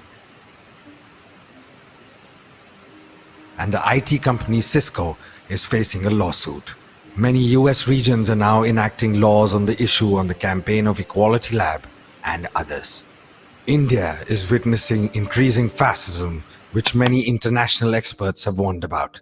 This increasing fascism may lead to the genocide of minorities. So we're warning that genocide could very well happen in India. The Minorities Welfare Organization OFMI and its international activists have been raising the cause for a long time. There is rising Islamophobia in India. We're going to hone in on a very important topic here, Islamophobia. In India calls on the government to speak up more after a spate of cases of incitement to hatred. About growing Islamophobia in India. Islamophobia in India. Islamophobia. यानी कि Islamophobia पैदा करने की कोशिशें हो रही हैं. Which has led to not only condemnation from major Arab world countries, but has also caused a massive boycott campaign against Indian products, threatening India's economy. The main forces behind the fall of India have been the so-called Hindutva forces. The Hindutva forces have been on a rampage, creating a massive fear psychosis, which has led to increasing condemnation from around the globe, from international experts and academicians to international institutions. This has not only damaged India's image globally, but has many serious consequences. The USCIRF, the US government watchdog that monitors the status of minorities globally, has declared India as a country of particular concern. They have also recommended to the US Congress to blacklist India and put economic sanctions. The United National Commission for Human Rights has also published a negative report about the situation of minorities in India. With the situation deteriorating, expect massive economic sanctions and boycotts against India. We are facing doomsday. देखो almabeta.com एक बहुत ही बेहतरीन platform है जहां पे आप अपने मनपसंद प्रोग्राम में एनरोल कर सकते हैं और वहां पे अपना प्रोग्राम खत्म करने के बाद Wait, not so fast. There is a twist in the story. When we looked a bit closer, we found some very surprising things. The activists who are fighting fascism were only a few years back campaigning against Mahatma Gandhi and non-violence. March on the road towards fascism. Today, to reiterate demands for removal of the statue, because Gandhi was, in short, a racist, a casteist, and a sexual predator. They were breaking the Mahatma Gandhi statue in various parts of the US. The Indian American Muslim Council, which alleges that the present Indian government is against minorities and lobbying the USCIRF against India, was also lobbying USCIRF against India even before the present government came into power. The toolkit that was used in farmers' protests for some very strange reasons was also campaigning against India's image of yoga and tea. Turned out, the social media campaign of Islamophobia was fake, as exposed by several Indian fact-checkers and disinfo labs. And yet, the same narrative was used to launch another campaign to boycott Indian products. Again, using fake pictures, old unrelated videos, and fake news. The most surprising element was that all these fronts and the individuals seemed to be connected. The same set of people was seen at various so-called international events in certain pockets of the US. There were enough red flags that prompted us to dig, and dig we did. What we found was shocking. what seems like random organizations and activists raising various human rights and other causes in India turned out to be a part of a well-orchestrated nexus run from one single core. What was even more shocking was that all these activists correspond to an exact description of India's fault lines, which were designed by a foreign government against India. But before explaining the core and the international design, let's first examine various fronts and individuals who seem to be professional activists.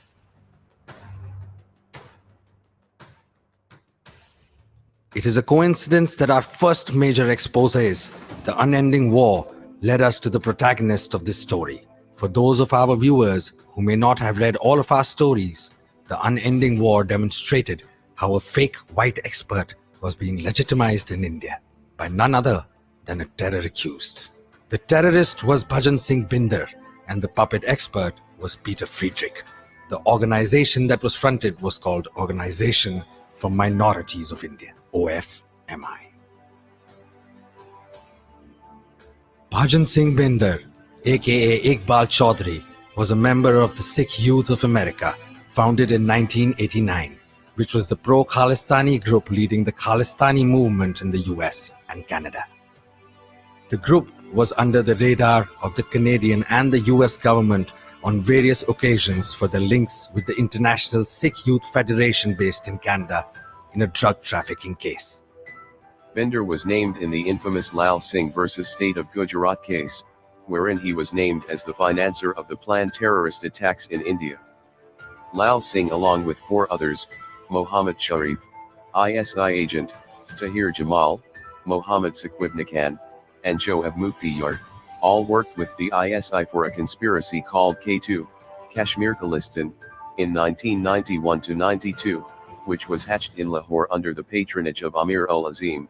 Amir ul Azim, the then secretary of Jamaat-e-Islami, and being supported by several Pakistani establishment players, including Chaudhry Altaf Hussain, eventually governor of Punjab, and uncle of Fawad Chaudhry.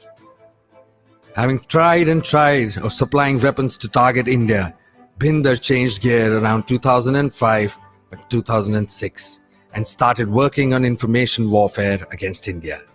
As per the California Secretary of State database, documents of OFMI were registered in the name of Peter Friedrich in July 2007.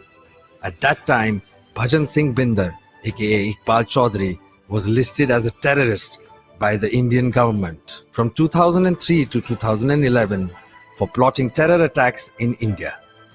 Subsequently, Binder took over the organization in his own hands after his name was removed from the terror list of the Indian government.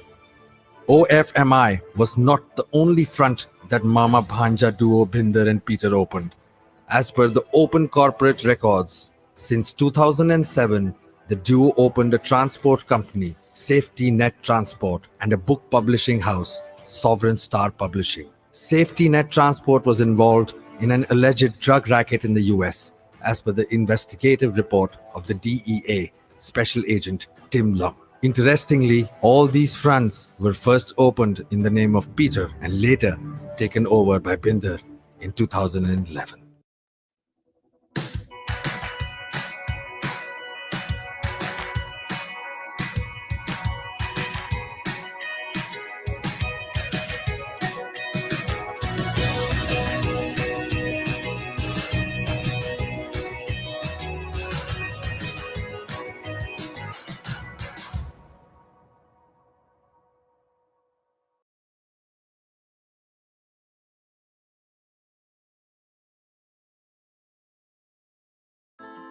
Fatherhood, one of the best feelings a man can experience.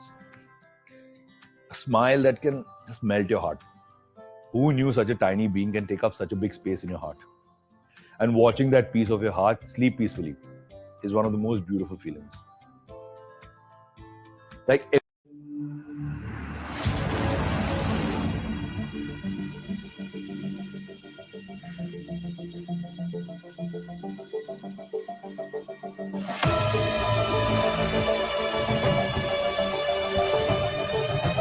Who is Peter Friedrich?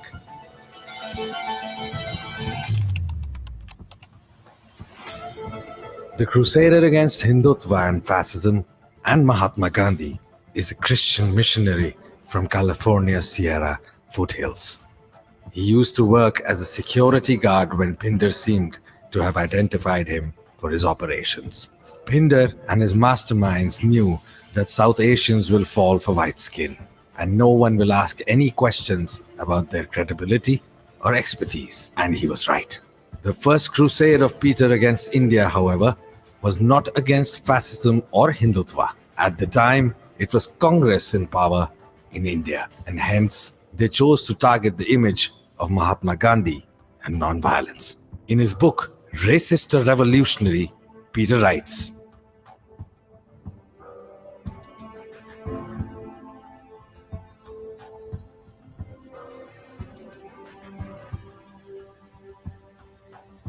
he launched a campaign for removing the statue of Mahatma Gandhi from different parts of the US and even claimed credit for vandalizing Mahatma's statue in the city of Davis, California and Washington. The government in India changed and the anti-Gandhi crusader transformed into an anti-fascism crusader. But the objective remains the same: to target India's image. The gullibility of Indians for each and everything foreigner is well established. Pinder and his masterminds took advantage of the inferiority complex that many Indians suffer. An organization that was set up in the US and had a white expert attracted some of the prominent thinkers, activists, and experts from India, such as Arundhati Roy and Manisha Bangar. This front was organizing various activities and webinars with other activists, organizations such as Indian American Muslim Council and Hindus for Human Rights on issues such as Hindutva and racism. And then, unfortunately, one day it stopped its activities. Coincidentally, just before OFMI had stopped its activities, Disinfolab had published its expose on Bindar Peter OFMI in February 2021, titled The Unending War. There were efforts behind India getting listed as CPC by the US CIRF for 2 consecutive years. Efforts of lobbying by the US-based Islamist groups.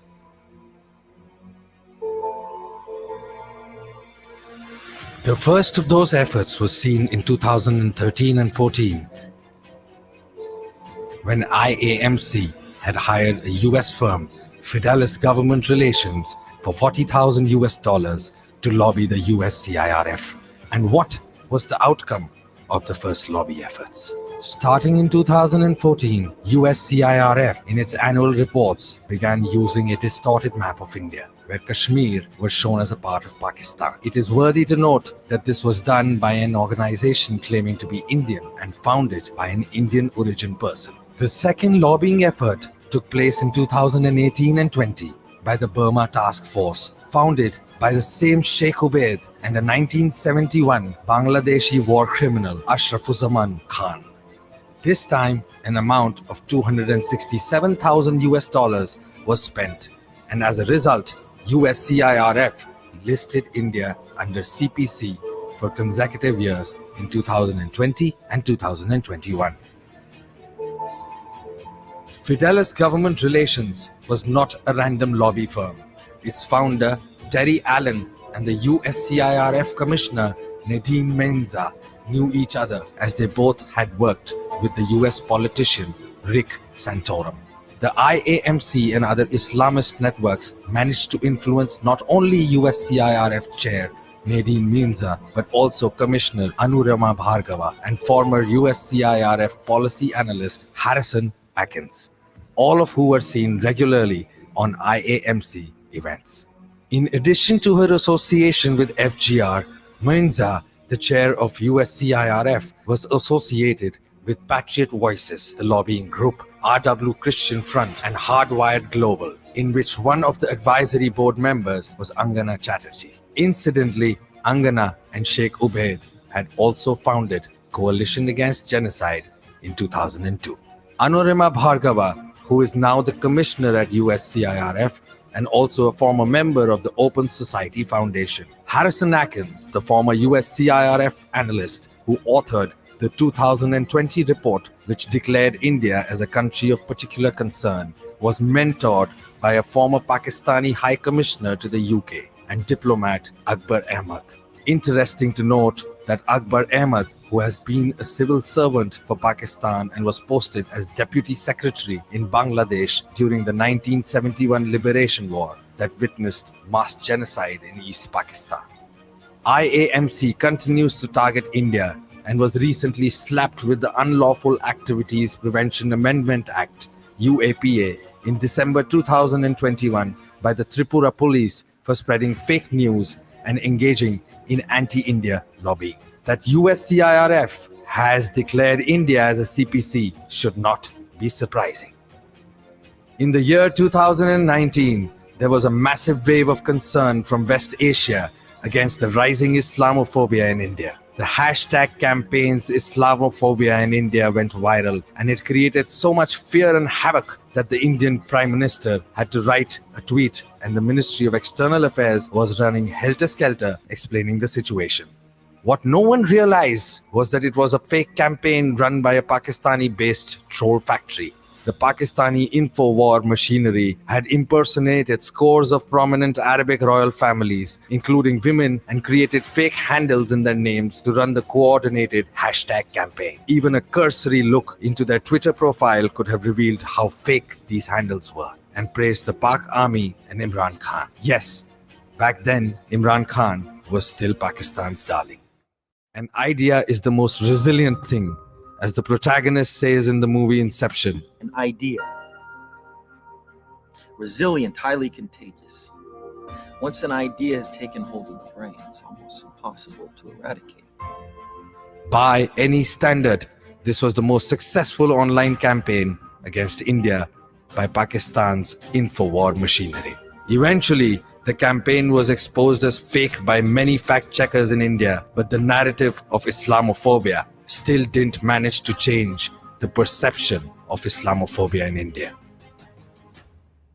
Hashtag India is killing Muslims and hashtag boycott Indian products were run in an orchestrated manner in October of 2021. Both these campaigns were filled with fake and fabricated news and audiovisual content, including using those videos which have been repeatedly exposed. The fakery, however, did not stop. To monitor Islamophobia in India, a database, the Documentation of the Oppressed, DOTO, was established in 2017 to collect data on the oppression and violence against the Indian minorities. An organization, Save India, which claims to save India from communalism and fascism, also refers to the DOTO database to claim that the atrocities against the Indian minorities are increasing. Do you know what is the fastest way to improve your spoken English? It's speaking one-on-one with an expert tutor. DOTO was ostensibly a database created by Suhail KK. He was with Sayyid Qasim Rasool Ilyas in his political party Welfare Party of India. For those who don't know, Sayyid Qasim Rasool Ilyas, a former member of the banned radical organization SIMI and the father of Umar Khalid, who is currently in jail for inciting violence in Delhi during the CAA protests. The partner organization of DOTO is Quill Foundation, which is founded by Suhail KK and has many luminaries on its board, including Harsh Mander. This database was promoted by several prominent activists, including the famed Ladida Farzana and Shiroz of Jamia Millia Islamia University, who became popular during the CAA NRC protests. And what did DOTO document? When we examined the database, it turned out to be full of fake and fabricated data published out of context.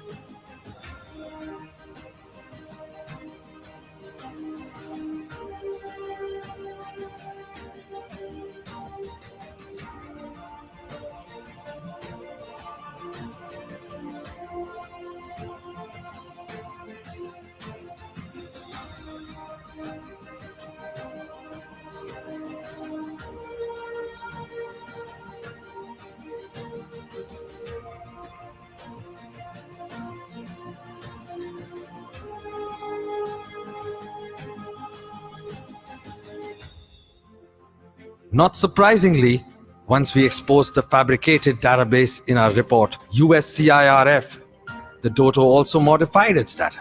And lo and behold, the number of cases of atrocities against Indian minorities decreased in 2021 itself. As per the Doto's revised figure, from 22,960 in May 2021 to 18,787 in November 2021, despite the increase in the number of cases. Like the narrative of Islamophobia, the fake database left lasting damage. While Doto tried to correct its database, the UNHCR report stands and is referred to by several publications and organizations to claim that India's situation is deteriorating. Sheikh Ubaid's other baby, Save India, still uses this fake database to save Indian minorities. Despite revising their figures, the Doto's database is still fabricated and inflated, but that would require some other report. The most serious fault line in India runs parallel to its vicious caste divides, and hence it is only natural that India's enemies would take advantage of this caste line. However, for strange reasons, this caste battle is being fought in the US by the activists born and brought up in the US. There is an effort to paint this issue on the lines of BLM, giving it a further division along the race line. In July 2020, the California Department of Fair Employment and Housing and 2 Indian origin employees in the USA filed a lawsuit against IT firm Cisco Systems Incorporated on the grounds of caste discrimination against one of the Indian American employees. The lawsuit referred to 2018 caste report of Equality Labs as evidence of such discrimination. Soon after the lawsuit, Equality Labs and its founder, Thanmozhi Soundarajan, further raked up the issue by appearing on various media platforms.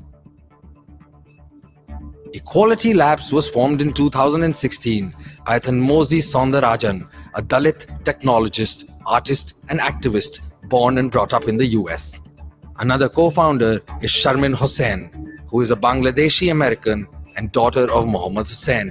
Sharmin served as the political director at the Equality Labs before rendering her resignation in March 2021. The report was published by Equality Labs with the help of several other organizations. IAMC, OFMI, and Hindus for Human Rights. Interesting to note that not only did OFMI disappear after we exposed it, but the so-called Dalit Divas report also deleted Bhajan Singh Binder's name from the acknowledgement. Unfortunately, they were late. They did not realize that we keep up the records.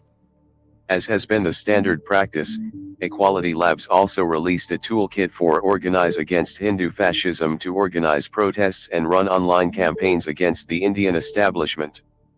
The toolkit gave sample tweets as well as creativity to run the campaigns and also hold protests. Before its demolition, the OFMI was also working on the Dalit and Mool Nivasi issue, and the poster girl for that campaign was a Hyderabad-based doctor and politician, Manisha Bangar, who was earlier the Vice President of the All India Backward and Minority Communities Employees Federation. In a surprise move, Bangar founded a political party, People's Party of India, and ran for the 2019 Lok Sabha elections, fielding candidates from as many as 20 constituencies across India, from Punjab to Maharashtra to Bihar and many other Indian states. Bangar herself filed her nomination from Nagpur. However, we are yet to see the real manifestation of the masterminds to exploit this fault line of India. One Power Readers Autofocus, एक innovative reading glasses जो auto adjust है आपकी दृष्टि के अनुकूल. Having established the narrative of rising Islamophobia and atrocities on minorities and others, the field was right for the next stage of the narrative, Hindutva, fascism and genocide, and enters Hindus for Human Rights. In 2019, Indian American Muslim Council started working with a relatively new organization, Hindus for Human Rights, formed in 2019. The purpose behind the creation of HFHR was to create a new narrative of Hindu versus Hindutva. Hindus for Human Rights is a non-profit organization registered in Brooklyn, United States. The organization was co-founded by Sunita Vishwanath and Raju Rajagopal. On December 12, 2019, IAMC organized a congressional briefing criticizing the Indian government for revocation of Article 370 in Kashmir. The event was co-sponsored by two other organizations, including HFHR. HFHR, along with several organizations, was one of the co-signatory of Stand with Kashmir, one of the several fronts formed propagating the agenda of secession of Kashmir from India. HFHR, in its early days of formation, had already started engaging with Bhajan Singh Binder and Peter Friedrich's organization for minorities of India, which was still active back then. HFHR, along with OFMI and IAMC, co-sponsored a briefing 1984 to 2002, Justice Delayed and Denied, held at Capitol Hill, Washington, D.C. on October 30th of 2019. The causes are so dear for the HFHR has run as many as 42 Facebook paid advertisements, out of which 2 ads are of the events which HFHR co-sponsored in association with the OFMI. These paid ads were to highlight the same narratives that we have documented so far, based on fake data and fake news. Sunita Vishwanath, aka Sunita Mehta, is the co-founder of Hindus for Human Rights. She is also a serial activism entrepreneur. She is the co-founder of Women for Afghan Women, which gets funding from several groups including the Ford Foundation and Open Society Institute. Moreover, she was the associate director and religious life advisor at Columbia University and holds a fellowship from Soros Reproductive Health. Another key organization she co-founded is Sadhana, Coalition of Progressive Hindus, in 2011. Sunita is also associated with another organization formed in the Netherlands, Foundation The London Story. The organization was registered as Stitching the London Story on March 26th of 2020 and claims to focus on misinformation, disinformation, hate speech, and online propaganda. Another key member of the board of Foundation London Story is Rashid Ahmad, the executive director of IAMC since 2010-11. The activists and their activism run full circle. Most recently, Foundation London Story, along with HFHR, IAMC, and other organizations jointly co-sponsored an event, India on Brink, a 3-day event that took place from February 26th to 28th in 2022. To draw attention to the second co-founder of HFHR is Raju Rajagopal, a retired corporate who was also the founder of Ekta and Coalition Against Communalism. Ekta and CAC were partners of CAG, Coalition Against Genocide, which was founded by Angana Chatterjee and Sheikh Ubaid. Interestingly, Raju was associated with IAMC even before the foundation of HFHR. In fact, he was represented as the president of CAC at the first convention of IAMC in 2003. Raju Rajagopal hosted webinars in India with Hena Zubairi, a Pakistani origin US citizen who is the director of a Chicago-based organization, Justice for All.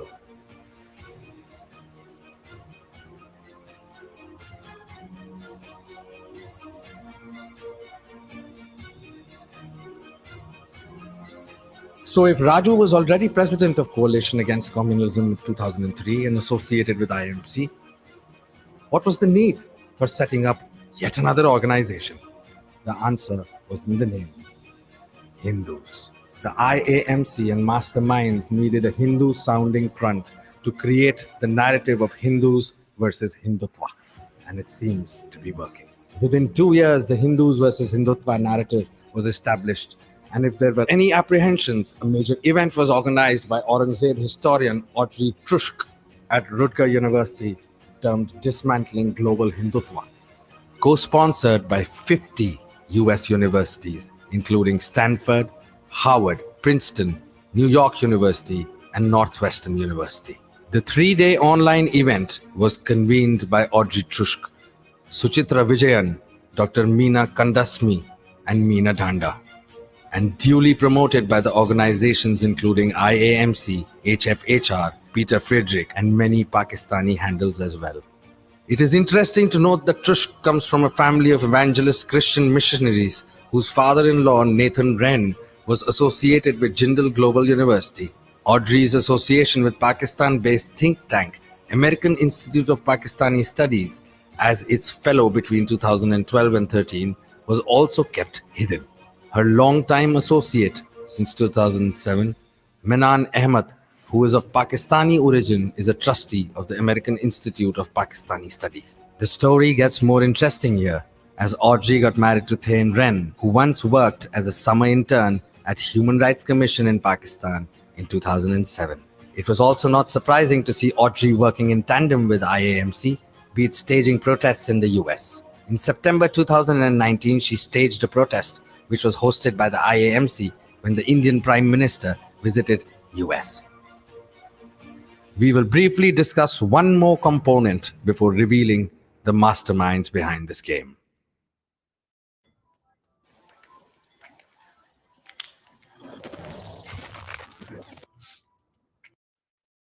Talking about India's fault lines, it is not possible to ignore the most contested narratives on Kashmir.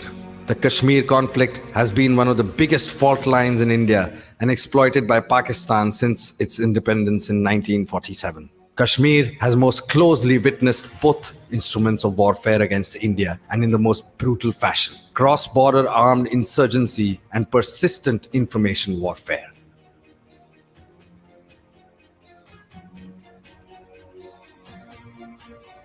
थे, हमारे हाथ बंधे हुए थे, उनके नारे थे कि अगर आप नहीं निकलेंगे हम आपको मारेंगे।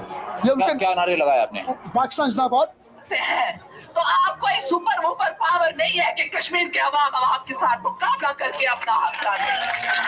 Unlike other fault lines, the role of masterminds behind the Kashmir conflict is more explicit and defined.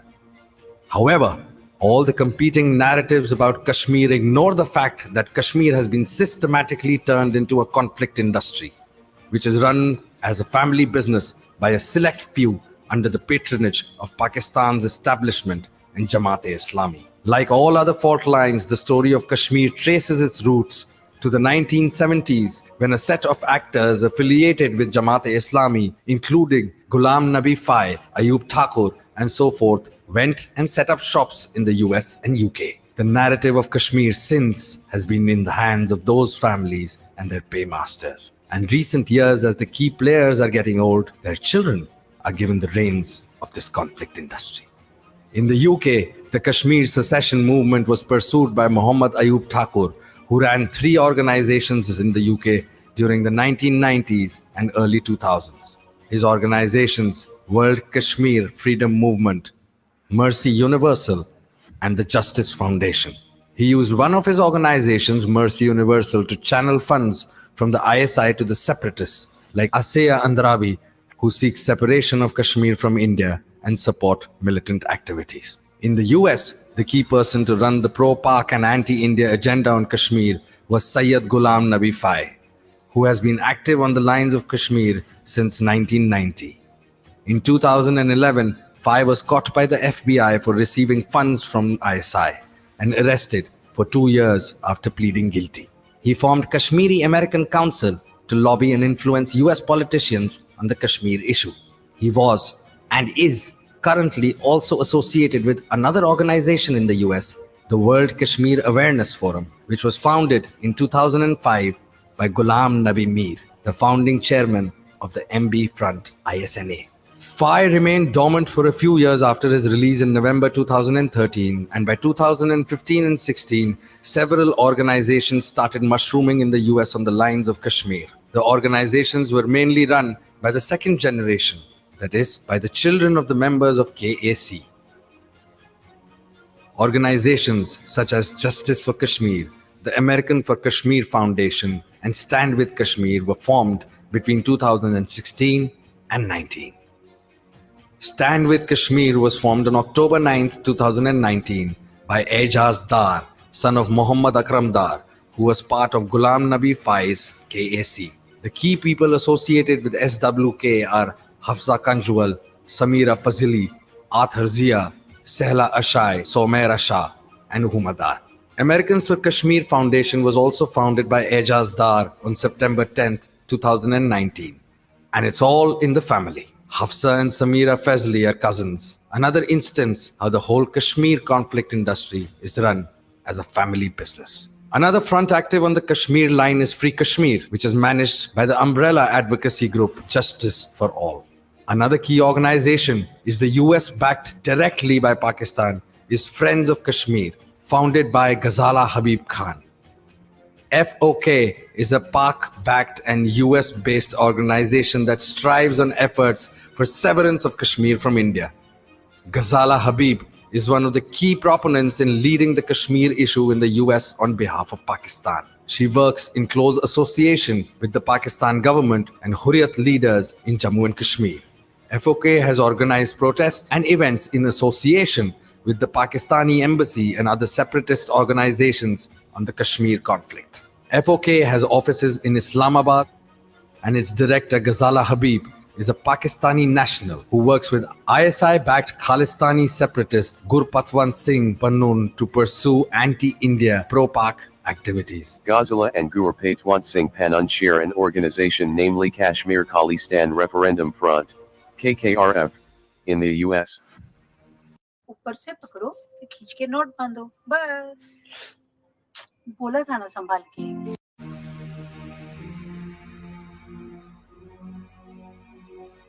Over some time, the Nexus has completely monopolized the narrative on Kashmir, and one of the key giveaways of this sponsored narrative is that there is never a mention of cross-border terrorism, not a single time.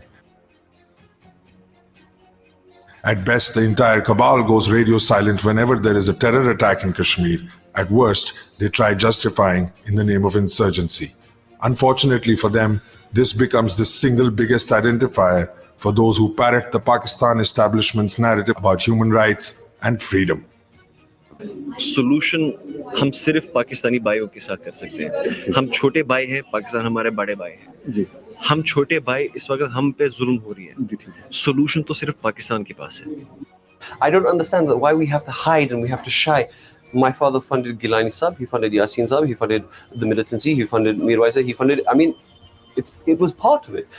The impact of the narrative building is so powerful that recently a group of Oxford students, including Indian students, held a demonstration about Kashmir, repeating verbatim the Pakistani line on Kashmir, taking the 1947 narrative while having no awareness about the terrorism and the beginning of the Kashmir conflict in hands of Pak establishment-sponsored so-called tribal attacks. As we have noted in our previous report, Kashmir is being converted into a global conflict industry where the international vulture activists could survive. The agenda of Kashmir has now been taken over by the Global Muslim Brotherhood, which sponsored a recent tribunal on Kashmir.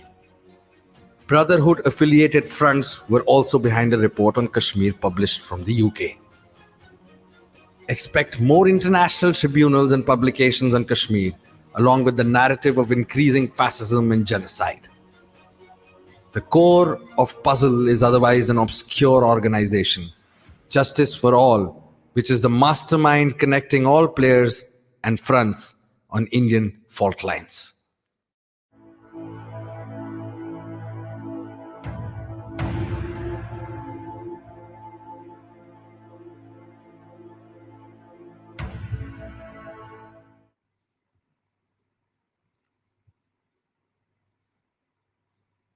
लो जी हो गया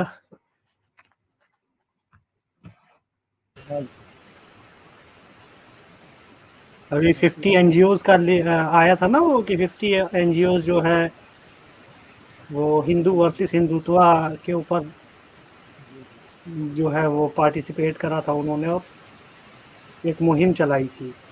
NGOs का role अब समझ में आ गया होगा ना। बिल्कुल यूनिवर्सिटीज थी सॉरी वो है ना। एनजीओ तो ये सभी है सारे ही हैं। यूनिवर्सिटीज का लंबा लिस्ट था उसमें तो 2-3 नाम बताएगा मेन हार्वर्ड स्टैनफोर्ड कैसे लेकिन उसमें लंबा देखिएगा 2 कॉलम अच्छी खासी लिस्ट होगी उसमें 50 यूनिवर्सिटी। पॉज करके देखिएगा तो सब नाम दिखाई देगा। फिर उनमें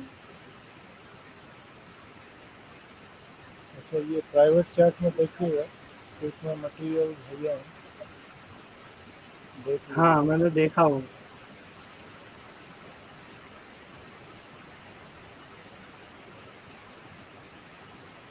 यूके वाला भी देखा।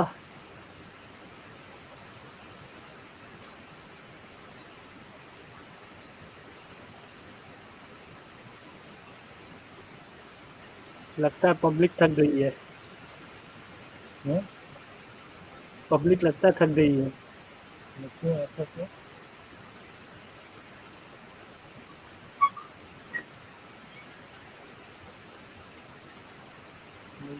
ऐसा क्यों बोल रहे? क्योंकि अब लगभग रोल में इनएक्टिव हो गया है। मैं बोल रहा हूँ कि जिन लोग मतलब पॉडकास्ट करते हैं और अपलोड कर देते हैं, उनका तो लाइव तो होता नहीं है। बाद में तो लोग देखते हैं। मान लीजिए अकेले ही आप करते हैं। हाँ 3 घंटे भी होने वाले हैं ना। हाँ तो ऐसे ही मैं बोल रहा हूँ कि अकेले ही आप करते हैं तो मैं मेरा जैसा आदमी तो देखता हूँ उसको।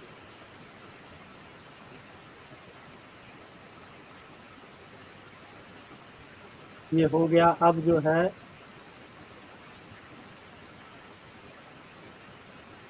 एडिटिंग भी कर ली है हमने लगभग जो सजेशंस थे। बाकी देखेंगे किसी और दिन जो है, जैसे जैसे सजेशंस आएंगे और किसी दिन भी ऐड कर देंगे। मान लो 15 दिन में, महीने भर बाद जो है एक बार और दिखा देंगे।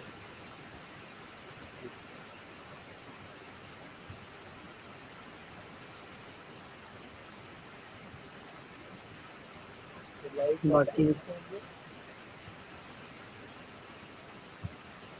तो मेरे ख्याल से अब जो है स्ट्रीम को क्लोज किया जाए। 7-8 मिनट रह गए, 3 घंटे हो जाएंगे। तब तक अगर ये यूके वाला दिखा सकता हूँ मैं, है ना। बस फिर इसको दिखाने के बाद फाइनल कमेंट्स लेके। क्या दादा?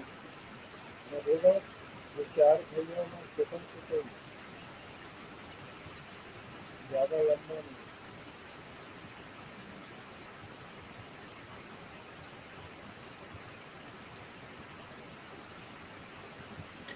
And when I was working to understand what happened in Leicester, I had similar conversations about how the grievances and the experience of the Hindu community are not often expressed. I even went to visit a temple that had been physically attacked, and they said, nothing happened here. And I think that sort of approach to the prejudice and the discrimination being faced does lend to an underreporting. So when I say 51%, that's going to be an underrepresentation. That's a big statement that you make, that you're saying that even 51% of the sample could actually be an underrepresentation because many don't want to talk about it or report it. Did you also in your study realize that some of it could also be what is being taught to some of the other children or children from other communities in their homes? Are they coming preconditioned with a particular approach and attitude? And is that a larger malaise then? Yes, absolutely. We were seeing ideological elements from multiple angles.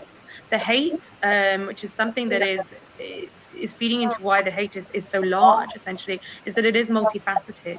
And I talk about an Abrahamic othering as well, and the banding together of both Christian pupils and Muslim pupils in their approach to this, what they consider to be the very different religion.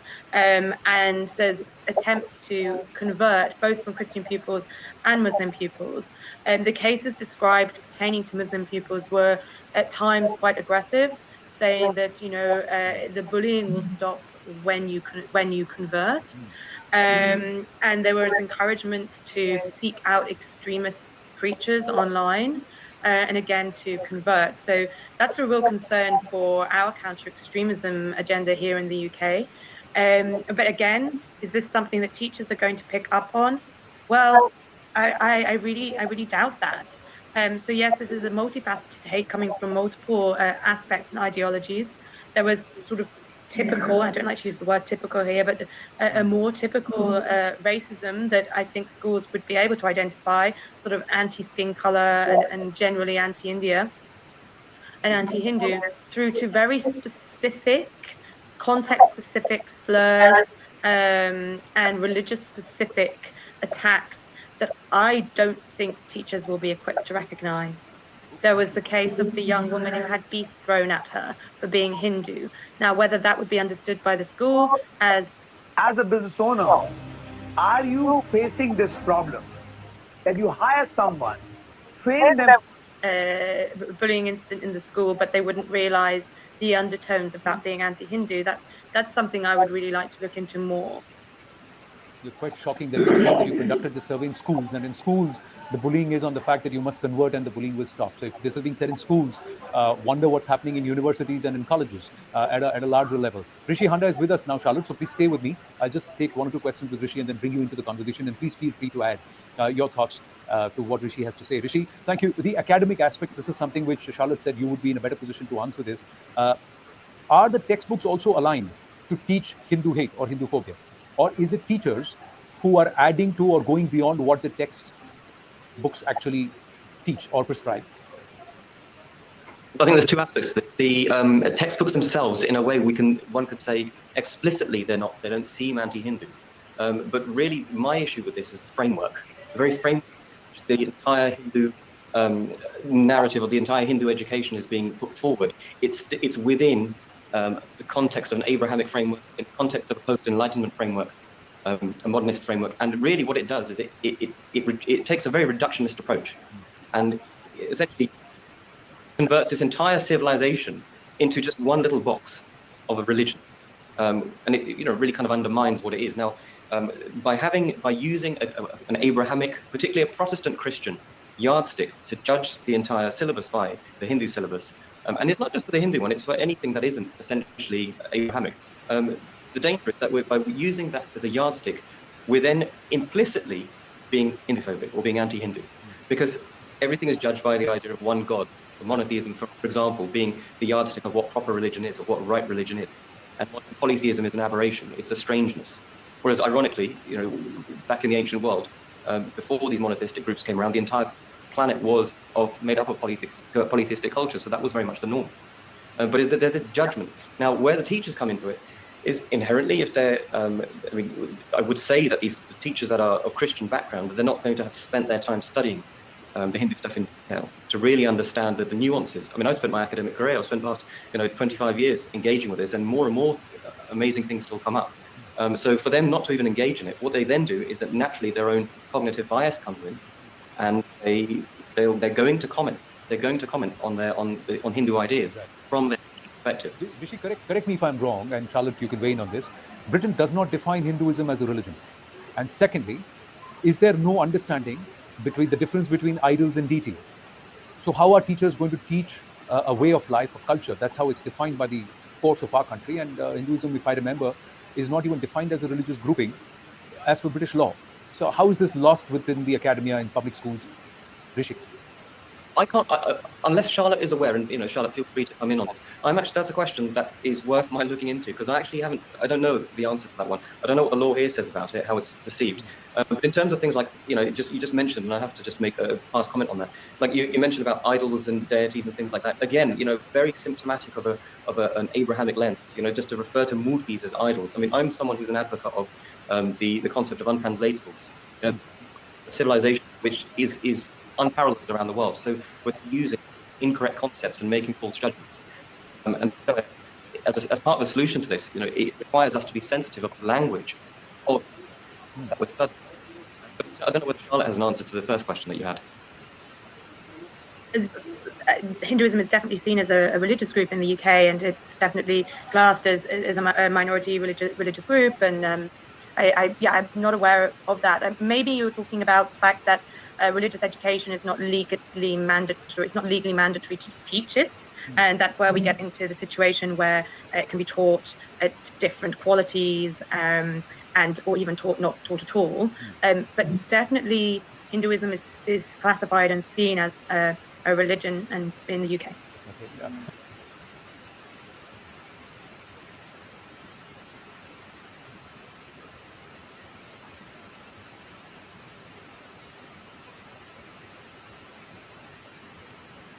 जी दादा, जी हो गया 3 घंटे पूरे। Wrap up करते हैं। Thank you very much for helping तो us today, for conducting the entire discourse on your own and holding the course.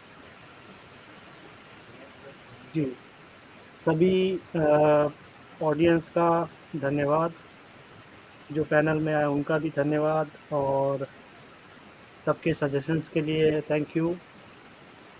और इस वीडियो को लाइक करें, सब्सक्राइब करें, शेयर करें और नोटिफिकेशंस ऑन कर लें अगर कंटेंट आपको पसंद आ रहा है। शेयर करेंगे तो औरों को, और लोग भी एजुकेटेड होंगे। तो बस इतना कहते हुए और हम इसको समापन की ओर ले जाते हैं। धन्यवाद। जय हिंद, वंदे मातरम, भारत माता की जय। धन्यवाद। जय हिंद, वंदे मातरम, भारत माता की जय।